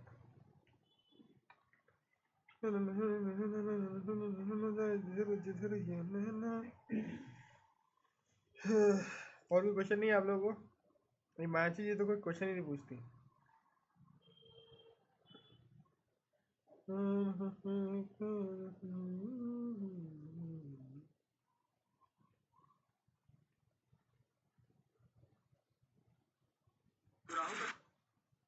देखिए राहु देव क्या करने वाले हैं। वीडियो तो डाल दिए थे, आप लोगों को एक्सप्लेन भी कर दिया था कि राहु एक्चुअली करने क्या वाले। मोस्ट लाइकली आई थिंक बस AIs are gonna become more sexual, heavy sexually. कुछ ना कुछ तो ऐसा होगा, आई डोंट नो क्या होगा, लेकिन कहीं ना कहीं सेक्शुअल एनर्जीज AI के भीतर बहुत ज़्यादा आ जाएंगी। Sexual AI will also start to perform, AI and robots etc will start to perform a lot of things that will include sex, dance, art, artistry, randomness। बहुत सारी चीज़ें आने वाली है AI के भीतर, बहुत सारी चीज़ें। सर मैंने एक जगह देखा भी था कि शायद ईयर एंड में कोई नया एलिमेंट या कोई गोल्ड सिल्वर जैसा कोई नया कुछ मिले। हाँ, तो वो तो मैंने बताया था यार, तो मैंने आप लोगों को पहले ही बता दिया था चीज़ें, पिछले क्लास में ही बताया था कि ऐसा कुछ हो सकता है। अब एस्ट्रोलॉजिकली तो है, लेट्स सी कि रियलिटी में होता है कि नहीं, कि रियलिटी में होने में बहुत डिफरेंस है। होगा, कुछ ना कुछ तो होगा, देर विल बी समथिंग। अगर प्लैनेट्स बता रहे हैं तो प्लैनेट्स झूठ नहीं बोलेंगे। हाँ, तो वैसे हम लोगों को पता है कोई एक ऐसा साल होता है जहाँ पर दानवी शक्तियाँ ज़्यादा होती हैं, कोई ऐसा साल होता है जहाँ पर पॉजिटिव एनर्जी ज़्यादा होता है। वो पता है कैसे डिसाइड होता है? पॉजिटिव प्लैनेट्स का उच्च होना साल के बिगिनिंग में ही, उस साल में जो प्लैनेट्स होंगे उनको बेटर रिजल्ट देते हैं। मतलब जैसे समझ लीजिए कि जैसे सबसे बढ़िया साधु संतों के कौन सा रिप्रेजेंटेशन है, तो जुपिटर है, इस साल उच्च का जाने वाला है। तो जितने भी लोग जो पुण्य किए होंगे ना किसी भी तरह से, उनको इस साल उसका रिजल्ट मिलने वाला है, ठीक है। और जिस साल शनि उच्च के आते हैं या फिर ऐसा कुछ होता है या शनि नीच के आते हैं, तो उस साल देखा जाता है कि उस साल असुरी शक्तियाँ ज़्यादा हो जाती हैं। शनि हो गए या फिर राहु हो गए, तो उस साल ज़्यादा पीड़ा होती है लोगों को, सज्जन लोगों को ज़्यादा पीड़ा होती है। यही डिफरेंस है, ये भी आप लोगों को जानना पड़ेगा। अच्छा, वैसे एक चीज़ बताइए कि दान के बारे में थोड़ा बात करते हैं। ये बताइए कि मर्क्यूरी से रिलेटेड दान क्या क्या होते हैं? मर्क्यूरी से रिलेटेड मेरा पेन कहाँ गया? हरी मूंग की दाल। वो ठीक है, हरी मूंग की दाल हो गई, तो खाली हरी मूंग की दाल ही बतवाओगे? आपने श्रृंगार भी बोला था। हरा, हाँ, हरा श्रृंगार किन्नर लोगों को दान करना है बुधवार के दिन। नहीं हरा, हाँ हरा सॉल, किन्नरों को खाना खिलाना, हरा सॉल मेरे भाई को याद है, हरा कपड़ा, किन्नरों को दान करना बहुत ही अच्छा उपाय है। हाँ? हरी पत्ती, पैसा नहीं, पैसा नहीं, पैसा जो है उस पर आधिपत्य ज़्यादा शुक्र का है, शुक्र और शनि का ज़्यादा आधिपत्य है पैसे के ऊपर। जैसे आप लोगों को पता है जो भी लोग ना सप्तगुरु प्लैनेट से रूल होंगे ना, वो भाग्य को ज़्यादा श्रेय देंगे। जो भी प्लैनेट शनि या फिर मर्क्यूरी से रूल होंगे, वो लोग अपने कर्म को ज़्यादा श्रेय देंगे, क्योंकि उनका कुंडली वैसे बना हुआ है। खास करके जो प्लैनेट्स जो लोग वीनस से रूल करते हैं, वीनस का लग्न हो जाता है उनका, वो लोग श्रेय भाग्य को नहीं देते, वो लोग श्रेय खुद को देंगे, कुछ सक्सीड कर लेंगे तो। क्यों? उनके देखेंगे टॉरस लग्न फॉर एग्जांपल नवम दशम भाव में शनि का राशि पड़ रहा है, तो उनको लगेगा कि मैंने जो किया खुद के दम पे किया। ये अगर किसी का अष्टम भाव में, नवम भाव में सोच लीजिए, नवम भाव में उनका जुपिटर की राशि पड़ी, तो भाग्य को ज़्यादा श्रेय देंगे, जो है भगवान है। यही डिफरेंस है, यही दो तीन, मतलब ये आप जैसे पढ़ोगे ना कुंडलियाँ, तो आप ये चीज़ें नोटिस करना चालू करोगे। हिमांशी जी कुंडली पढ़िए, सिर्फ मेरे को पैसा देने से नहीं होगा। अगर आप कुछ सीख नहीं पाए तो पैसा देना व्यर्थ है। अगर आप लोग इस कोर्स से कुछ नहीं सीख पाए तो फिर तो पैसे देना व्यर्थ है। ऐसे मैं देख रहा हूँ क्योंकि मुझे भी अब मिल गया है सर्टिफिकेशन गवर्नमेंट की तरफ से, तो मैं देख रहा हूँ कि आप लोगों को मैं कहीं ना कहीं किसी न मैं देख रहा हूँ, बहुत जगह बात कर रहा हूँ कि आप लोगों को मैं इस कोर्स का सर्टिफिकेशन दे पाऊँ। ये मुझे नया कोर्स भी चालू करना है, उसकी एडवर्टाइजिंग एक्सेट्रा भी इस बार होगी, तो उस कोर्स के लिए मैं देख रहा हूँ कि आप लोगों को इस कोर्स का सर्टिफिकेट कम से कम प्रोवाइड कर पाऊँ कि आप लोगों ने कम से कम एडवांस लेवल तक एस्ट्रोलॉजी को पार किया है। हाँ सर, प्लीज कर दीजिए। मैं देख रहा हूँ, मैं पूरा तरह से मैंने आप लोगों को वैसे पहले ही बताया था कि मैं सर्टिफिकेट नहीं दे पाऊंगा इस कोर्स का, लेकिन मैं देख रहा हूँ अभी मैं पूरे जी जान लगा कर। अभी आप लोगों का वैसे कोर्स बाकी है, अभी 1 साल का कम से कम पकड़ के चलिए कोर्स बाकी है, क्योंकि आप लोगों को अभी जितना नॉलेज है ना, जितना चीज़ें मैंने आप लोगों को सिखाई है ना, एक चीज़ बता रहा हूँ, जिस कोर्स में मैंने डिप्लोमा किया उस कोर्स में ये सारी चीज़ें नहीं थी मैं वहाँ पर इतने मुझे हंसी आ रही थी चीज़ें कर करके। और डिप्लोमा वाला कोर्स था, लेकिन चूतिया ऐसे क्वेश्चन थे, गाली नहीं देना चाहिए लेकिन चूतिया ऐसे क्वेश्चन थे एकदम, जो अब आप लोगों को दूंगा ना तो आप लोग कर लोगे, आप लोग डिप्लोमा कर लोगे अभी एस्ट्रोलॉजी में। तो आप लोगों को एक्चुअली मैं हाई लेवल पढ़ा रहा हूँ, और मैं बेस थोड़ा स्लो लेके जा रहा हूँ, लेकिन आप लोग जब निकलोगे ना एस्ट्रोलॉजी तो आप लोग किसी को भी पकड़ लोगे भाई, कि आओ इधर लपेट लपेट लेते हैं आपको पहले, कितने बड़े एस्ट्रोलॉजर हो हमको बताओ थोड़ा। इसलिए देखिए वेदांत जो है वो किसी चीज़ को लेकर बहुत ज़्यादा गुस्सा हो जाता है जल्दी, क्योंकि उसको पता है कि ये फालतू बात कर रहा है। देखिए एक चीज़ का आप लोग हमेशा ध्यान रखिएगा, एस्ट्रोलॉजी में एस्ट्रोलॉजी इज़ वेरी रैंडम। हर एक लग्न के लिए जो प्रभाव पड़ता है सिमिलरली तरह से आप एक्सप्लेन नहीं कर सकते। अगर आप कर सकते थे तो फिर एस्ट्रोलॉजी का कोई मोल नहीं, यही चीज़ है। और जैसे अगर आप बोल दोगे कि मूलांक 8 वाले जो होते हैं वो एक तरह से होते हैं, मैं आलसी हूँ वो लोग बोलते हैं कि मूलांक 8 वाले बहुत कर्मठ होते हैं, मैं आलसी हूँ, मैं चाय नहीं बना के पीता, मैं अपने भाई से बोलता हूँ कि चाय बना के लेके आ, मैं आलसी हूँ। मैं मतलब मोस्ट लाइकली जो काम करता हूँ मैं ऑनलाइन कर लेता हूँ, मैं बोलता हूँ नहीं जाऊँगा, मैं कहीं जाना रहता है तो बहुत आलस आता है, मुझे नहीं जाने का मन करता है, भैया मैं आलसी हूँ। ये सारी चीज़ें हैं कि मैं आलसी हूँ। 8 का आप नहीं बोल सकते क्यों है आलसी में, मेरा शनि वीक है कुंडली में तो मैं आलसी हूँ। सारी चीज़ें हैं, जो है वो सत्य है। अब इसको आप कैसे ठीक कर सकते हो, तो शनि का आप कहीं ना कहीं जेम्स तो नहीं, ऊपर अपना एमेथिस्ट ट्राई करके उसको आप ठीक कर सकते हो, थोड़ा उसको पावर दे दीजिए, थोड़ा सा, ज़्यादा नहीं, थोड़ा सा। Bracelet is a better option, जो मैं पहनता हूँ शनि का ब्रेसलेट। तो इस तरह से आप उस चीज़ को टैकल कर सकते हैं। लेकिन जैसे आप बोल रहे हो कि सारे 8 मूलांक वाले एकदम भयंकर ही होते हैं, भयंकर काम करेंगे लेकिन काम को फल ही नहीं मिलेगा, तो ये तो गलत बात हो गई ना। मैं 16 साल की उम्र में कौन सा 17 साल की उम्र में कौन सा काम कर रहा था, कितना काम मेहनत कर रहा था कि मेरे को उतना प्रॉफिट हुआ था 7-8 लाख रुपये पर महीना, कैसे हुआ वो मेरे भाग्य के ऊपर था, it was my own luck. जिस समय जुपिटर का ट्रिगरिंग पीरियड हुआ, नौ भाव ट्रिगर किया, द्वितीय भाव ट्रिगर किया, मेरा प्रॉफिट हुआ उस समय।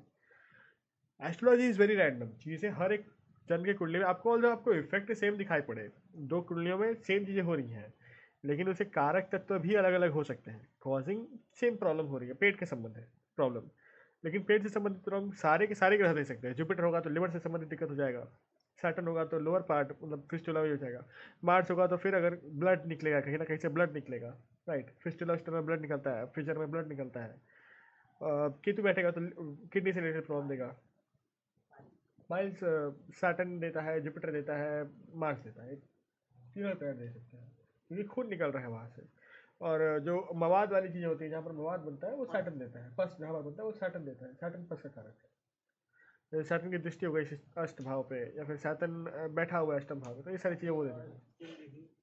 स्किन डिजीज वीनस देगा, कोई भी प्रकार का, या तो वीनस देगा या तो मर्क्यूरी देगा, राहु सर नहीं ऐसे दे सकता। एस्ट्रोलॉजी की भी कोई गवर्नमेंट एग्जाम टाइप होती है ऐसा होती है, कुछ? बिल्कुल होती है, आप पीएचडी कर सकते हो, आप डिप्लोमा कर सकते हो। और ये जो कोर्स है it is very very very similar to almost half PhD and diploma, तो आप लोग को मिल ही जाएगा। तो डिप्लोमा के ऊपर ही आप लोग पढ़ाई कर लोगे, ऑलमोस्ट पीएचडी लेवल का पढ़ाई कर लोगे ऑलमोस्ट। पीएचडी का एग्ज़ाम होता है, गवर्नमेंट 5 संस्थाएं हैं, 5 यूनिवर्सिटीज़ हैं जो आपको इसमें पीएचडी दे सकती हैं। एक हुई आपकी बीएचयू, एक होगी लखनऊ यूनिवर्सिटी, एक हुई दिल्ली यूनिवर्सिटी, एक हुई आपकी अहमदाबाद में एक यूनिवर्सिटी है वो, और एक साउथ की यूनिवर्सिटी है। और भी 2-3 यूनिवर्सिटीज़ हैं वो आपको डिप्लोमा मतलब एमडी तक दे सकते हैं, और बाकी पीएचडी नहीं देंगे वो लोग। तो यही 5 सबसे बेस्ट मानी गई है, इनके लिए एडमिशन होता है अलग से, सब कुछ वैसे प्रोसेस है। इसके बाद आपको ऑप्शनल भी चुनने पड़ते हैं, वो बहुत दिमाग ख़राब करने वाला है। आप ऑनलाइन भी कर सकते हो, लेकिन उसमें पैसा बहुत लगेगा, 3-4 लाख रुपये लग जाता है पीएचडी करने में एस्ट्रोलॉजी में, तो वो भी एक चीज़ है। इसके बाद अब इसकी खुद की संस्था है, जिसको हम लोग Indian association of Indian cultural astrological society नाम है, ICAS। ICAS, तो वो है, तो वो भी बॉडीज को कंट्रोल करती है कि कौन एस्ट्रोलॉजर है, कौन कितना पद का एस्ट्रोलॉजर है, क्या ग्रेडिंग है, तो वो सारी चीज़ों को वहाँ पर होती है। उसका उनका भी अलग अलग एग्जाम्स होते रहता है डिसाइड करने के लिए कौन से ग्रेड का आप एस्ट्रोलॉजर हो, ये सारी चीज़ें हैं। तो सर ऐसे भी कोई लोग है ना जो ऐसे कोर्स कराते हैं 20,000 25,000 करके, तो वो बस उसमें क्या भी वो करते हैं, लोग। नहीं नहीं, वो बस क्या करते हैं कि आपको ISO सर्टिफिकेट बनवा देंगे, क्योंकि वो ISO सर्टिफाइड है, तो उनको ये अभी ये है कि वो आपको भी ISO सर्टिफिकेशन दे सकते हैं। तो इस हिसाब से वो आपको एक सर्टिफिकेट पकड़ा देंगे कि भैया, मतलब उनका एक बिजनेस रजिस्टर्ड है ISO के अंदर, तो ISO के अंदर रजिस्टर्ड है, उनका स्कूल रजिस्टर्ड है ISO के अंदर, वो क्या करते हैं, तो एस्ट्रोलॉजी पढ़ाते हैं, खुद खुद उनका ISO सर्टिफिकेट है। हाँ जी है, तो आप वो आप उनको दे सकते हैं। मेरा जो है, मेरा भी वही सिमिलरली है, ISO is a government body, तो वही वाली चीज़ है बस, और ज़्यादा कुछ नहीं है। मेरा भी जो सर्टिफिकेट आया MD का, डिप्लोमा का, वो भी उसी के भीतर आया था कहीं ना कहीं, ISO के भीतर है। तो अब मैं ISO की बात करके अपना खुद का स्कूल चालू कर सकता हूँ, जहाँ पर मैं सर्टिफिकेट बांट सकता हूँ, बस वही वाली चीज़ है। इसका भी अपना एग्ज़ाम होता है, और एग्ज़ाम पास करने के बाद ही आपको सर्टिफिकेट मिलता है, वहाँ तो बहुत फालतू एग्ज़ाम था।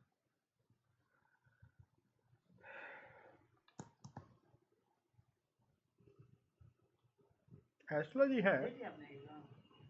हाँ। नहीं, सर्टिफिकेट अभी प्रोसेस में है, मिल जाएगा, अगले अगले सप्ताह तक मिल जाएगा।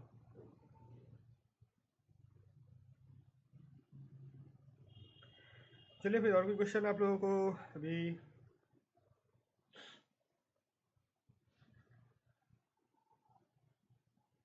नहीं सर, अब आप कल से क्या पढ़ाएंगे? कल से सोच रहा हूँ कि अब दशा की तरफ जाऊँ। रेमेडीज आप लोग को आ गए हैं पूरी तरह से, अलग अलग तरह के रेमेडी, सारे मंत्र मंत्र सब कुछ तो आप लोग को पता है ना, तो वो सारी चीज़ें हो गई। तो आई थिंक अब हम लोग दशा के ऊपर हम लोग बात करना चाहते हैं। और तो मैं चाहता था कि इधर आप लोगों का बेस थोड़ा और स्ट्रॉन्ग कर लो, कुंडली रीडिंग करें या फिर अलग अलग चीज़ें करें। जनवरी से स्टार्ट करेंगे फिर दशाएं, वो ज़्यादा बेटर रहता, क्योंकि आप लोग अभी बेस उतना स्ट्रॉन्ग हो नहीं, आप लोग प्रेडिक्शंस ठीक से कर नहीं पा रहे हो, तो उसी में अभी अटके हुए आप लोग। तो आई थिंक कि कल और शायद 4 क्लासेस हैं, तो 4 क्लासेस में हम लोग बस अलग अलग कुंडली रेडी करेंगे। अगर आप लोगों को स्पेसिफिकली कोई कुंडली है जो कि अननोन का है, मतलब जैसे आप लोग मतलब जाके उसको चीज़ें बताओगे नहीं, तो वो कुंडली आप लोग लेके आ सकते हो, वरना मैं रैंडम क्लाइंट्स का कुंडली उठा लूँगा, जहाँ पर हम लोग उस कुंडली के ऊपर बात करेंगे। मैं आप लोगों को दूंगा कि भैया आप लोग करिए, मैं लोगों को बोल दूंगा कि भैया आप लोगों को क्लासेस में आना जरूरी है, वहाँ पर आप लोग प्रिडिक्शंस करोगे, एक एक करके प्रिडिक्शंस आप लोग करोगे, और वो सीखना ज़रूरी है आप लोगों को। और फिर मैं एक एक करके बताऊंगा कि उपाय बताऊंगा, कि उपाय पूछूंगा कि बताओ इसका उपाय क्या होगा, बताओ इसका उपाय क्या होगा, इसके प्लान का एक्चुअली दिक्कत कि मैं बताता हूँ आप लोगों को।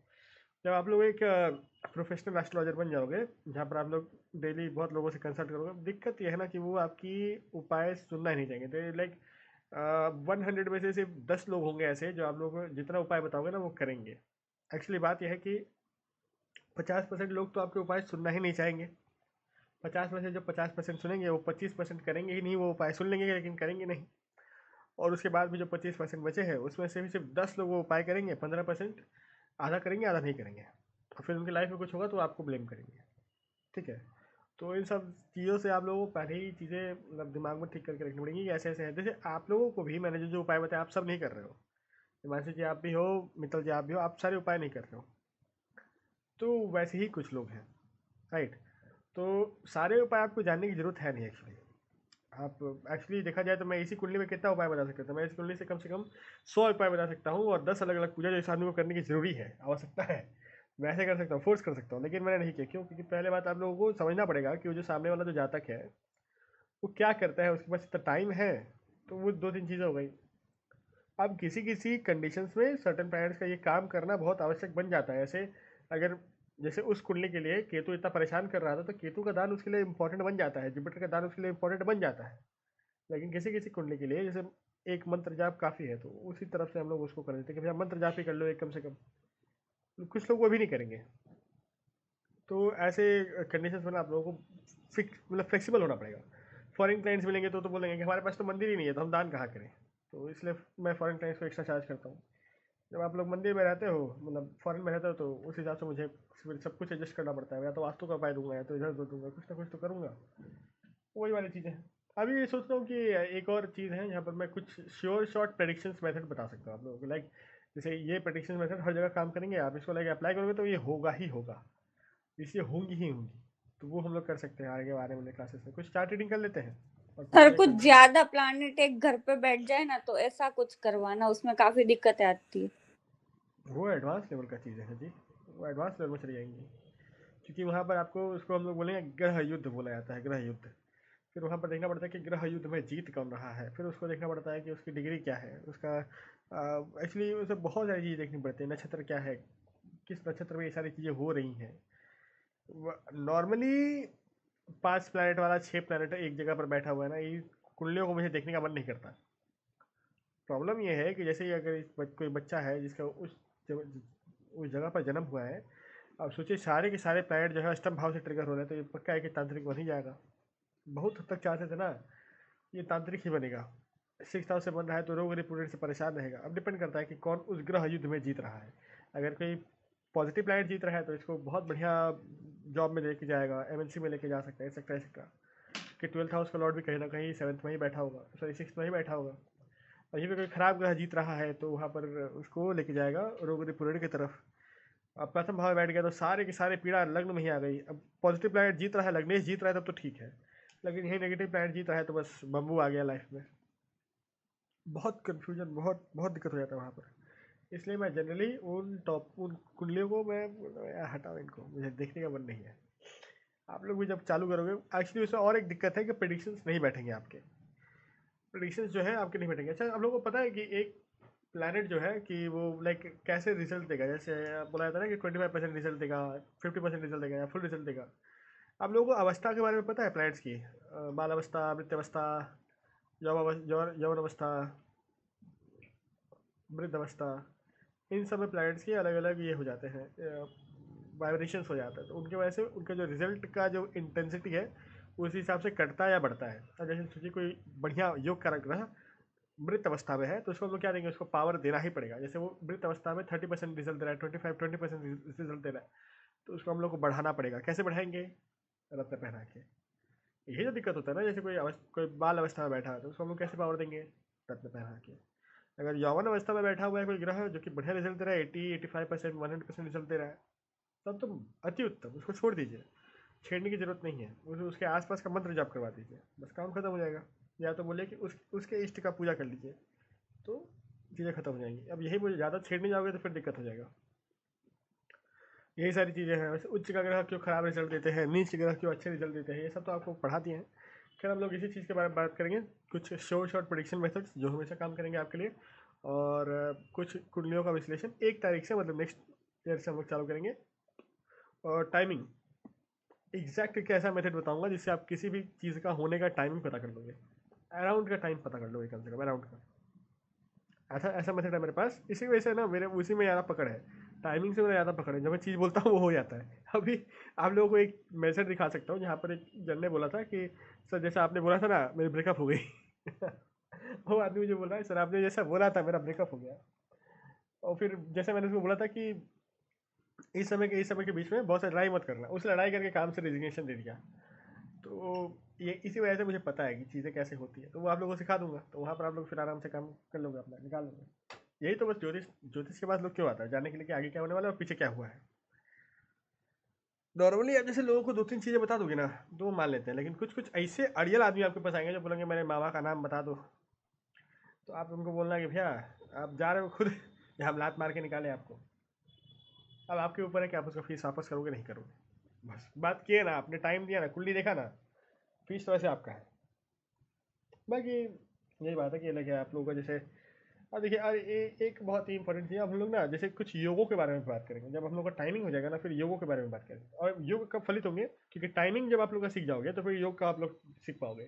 जैसे बोलता है कि मृत मतलब मातृमित्र, मतलब माता का मृत्यु का योग कब होगा, पिता का मृत्यु का योग कब होगा। सर्टेन कुंडली में कुछ योग बनते हैं जिसकी वजह से हम लोग पता कर सकते हैं। जैसे जैसे शिकायत है ना आप लोगों की कि प्रथम भाव का सामने अगर अष्टम में बैठे तो ये प्रॉब्लम देता है, it is similar to that. कुछ योग ऐसे हैं, कुछ प्लैनेट्स के पोजीशंस ऐसे हैं तो ये प्रॉब्लम्स देंगे, पराशरी में है ये सब चीज़ें, तो वो हम लोग बात करेंगे। उसके साथ साथ उसी में हम लोग एक्टिवेशन पीरियड्स और नाड़ी को भी जोड़ देंगे ताकि हम लोग फुल व्यू ले पाए चीज़ों का कि इवेंट्स कैसे कैसे खुलेंगे। और इसलिए उस समय ट्रांजिट्स का हो रहा है ना, उनका भी दिमाग में रखना बहुत इंपॉर्टेंट है, क्योंकि अगर एक पॉजिटिव ट्रांजिट है, पॉजिटिव दशा है तो वेरी पॉजिटिव रिजल्ट मिलेगा। पॉजिटिव ट्रांजिट नेगेटिव दशा तो मिडिल का रिजल्ट मिलेगा। अगेन सिमिलर, अगर नेगेटिव ट्रांजिट पॉजिटिव दशा तो मिडिल का रिजल्ट मिलेगा, नेगेटिव नेगेटिव तो बहुत नेगेटिव रिजल्ट मिलेगा। तो इन सब चीज़ों का ध्यान रखना जरूरी है। वैसे अभी के लिए जेमिनाई लग्न, जेमिनाई राशि और जेमिनी का उल्टा हो गया सेजिटेरियस, तो सेजिटेरियस लग्न या सेजिटेरियस राशि का अभी से लेके एंड ऑफ द मंथ तक एक ये योग बना हुआ है, क्या बोलते हैं, एक्सीडेंट का योग बना हुआ है, दुर्घटना का योग बना हुआ है। यही आप सबको मैं बोलूँगा कि ending of the year around 25 से ही नेक्स्ट ईयर 2 तारीख तक, मतलब 7 दिन, एक सप्ताह, कोई भी डिसीजन लेने से बचे। कोई भी एक भी अगर डिसीजन आपको लेना है ना लाइफ के लिए, मत लीजिए, छोड़ दीजिए। मित्र जी, अगर आपको कुंडली दिखानी है तो उससे पहले दिखा लीजिएगा, ठीक है। वो 7 दिन ना कोई बड़ा डिसीजन लेने के ठीक नहीं है। तो वही वाली चीज़ है कि वो 25 तारीख से लेके अगले दिन, अगले साल 2 तारीख तक, ये टाइम पीरियड कोई भी बड़ा डिसीजन लेना मतलब लाइफ का छोड़ दो। राहु का ऐसा गोचर है, बृहस्पति का ऐसा गोचर है, मार्च का ऐसा, मतलब एक अजब ही ग्रो गोचर हो रहा है वहाँ पर चीज़ें का, खास करके मून का। Moon is not performing well that time. तो इन चीज़ को ध्यान में रखते हुए ये प्रेडिक्शन है कि भैया 5 दिन 7 दिन कोई डिसीजन मत लेना, जैसे चलिए लाइफ उसको छोड़ दूंगा। कोई एक जगह पर पैसा मत डालना, कहीं भी पैसे वैसे की बात दूर रहना 5-7 दिन। अब ऑब्वियसली खाना तो खाओगे ही, खाने के लिए पैसे दे ही सकते हो, जैसे बड़ा कोई पैसा डालना है कहीं पर भी मत डालना। किसको पैसा देना है उधार मत देना, 5-7 दिन अवॉइड करना। बाकी ठीक है, वापस से ठीक हो जाएगा, क्लैरिटी आ जाएगी वापस। उस 5-7 दिन ना पूरा वर्ल्ड ही कन्फ्यूज रहेगा, देखना पूरा वर्ल्ड ही कन्फ्यूजन में काम करेगा। अब देखो, मंगल वापस से अग्नि तत्व राशि में आए, कहीं ना कहीं वॉर चालू हो गया। मंगल गए थे स्कॉर्पियो में, बॉम्ब ब्लास्ट हुआ। ये मंगल अपने तत्व नहीं छोड़ेंगे, मंगल है टेरर, मंगल है आतंक। सर सैटर्न भी आ रहा है ना एरिस में, थर्ड अभी तो फोर्थ अभी में। तो उसमें तो अभी तो 2.5 साल बाकी है। ऑल्दो अभी तेज करेंगे, जो गति है सैटर्न अभी तेज करेंगे, अपनी सैटर्न की गति जो है वो तेज हो गई है। तो अभी से पकड़ लीजिए 1.5 साल है, कम से कम 1-1.5 साल है जिसमें वो एरिस में जाएंगे। अभी तो वो रेवती अभी कहाँ है, अभी वो पूर्वा भाद्रपद में है, नहीं उत्तर भाद्रपद, पूर्वा भाद्रपद, उत्तरा भाद्रपद में है। उत्तरा भाद्रपद भी क्रॉसिंग में है। तो साल, अगले साल के एंड तक वो रेवती में प्रवेश करने वाले होंगे। बहुत टाइम है अभी उनको, अराउंड हाफ पार करना है। अभी तो शायद वो 2 या 3 डिग्री के हुए होंगे, शनि जो है वो 2 या 3 डिग्री के हुए होंगे अभी, क्योंकि वो रेट्रो मोशन में थे ना इतने दिन से। रेट्रो मोशन में ऑलमोस्ट वो 0.10 डिग्री पे पहुंच गए थे पाइसेस के भीतर। ये सारी चीज़ें देखना जरूरी है। अच्छा एक चीज़ बताइए, एक जनरल चीज़, अगर आप किसी की कुंडली की देखो कि भाग्य के स्वामी रेट्रो, जैसे मेरा 9 भाव का स्वामी 2 भाव में बैठ के जुपिटर रेट्रो है, तो पहले तो रेट्रो प्लैनेट कर्मा कैरी करते हैं, that will always be true. मेरा कुंडली हो, किसी का भी कुंडली हो, रेट्रोग्रेड प्लैनेट्स है कुंडली के भीतर, कर्मा कैरी करते हैं, आपको उस कर्म का फल भोगना है, जो कि मैं भोग रहा हूँ, चलता है वो सारी चीज़ें। लेकिन अगर कभी भी आपको रेट्रोग्रेड प्लैनेट्स दिखाई पड़े, तो रेट्रोग्रेड प्लैनेट्स जब भी रेट्रो वापस हो जाते हैं ट्रांजिट में भी, तो वो अपना पूरा फल जो है पूरा खींच लेते हैं, मतलब वो फल नहीं देते हैं। Retrograde planets perform good when they are direct in transit, क्योंकि पहले वो पीछे चल रहा था, अब ट्रांजिट में भी पीछे चल रहा है, बस पूरा पीछे खींच देगा रिजल्ट। लेकिन ट्रांजिट में अगर वो पॉजिटिव चल रहा है, डायरेक्ट चल रहा है, तो उसको बेटर रिजल्ट मिलता है। डायरेक्ट प्लैनेट्स आर बेटर, वही वाली चीज़ है। वैसे पता है प्लैनेट्स रेट्रोग्रेड क्यों होते हैं? पौराणिक कथाओं के हिसाब से रेट्रोगेशन का अर्थ क्या है, वक्री का अर्थ क्या है, पता है आप लोगों को? नहीं पता? Anyone wants to try? नहीं, हिमांशु जी कोई ट्राई?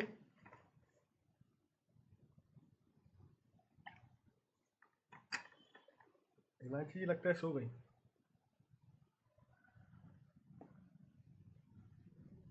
हेलो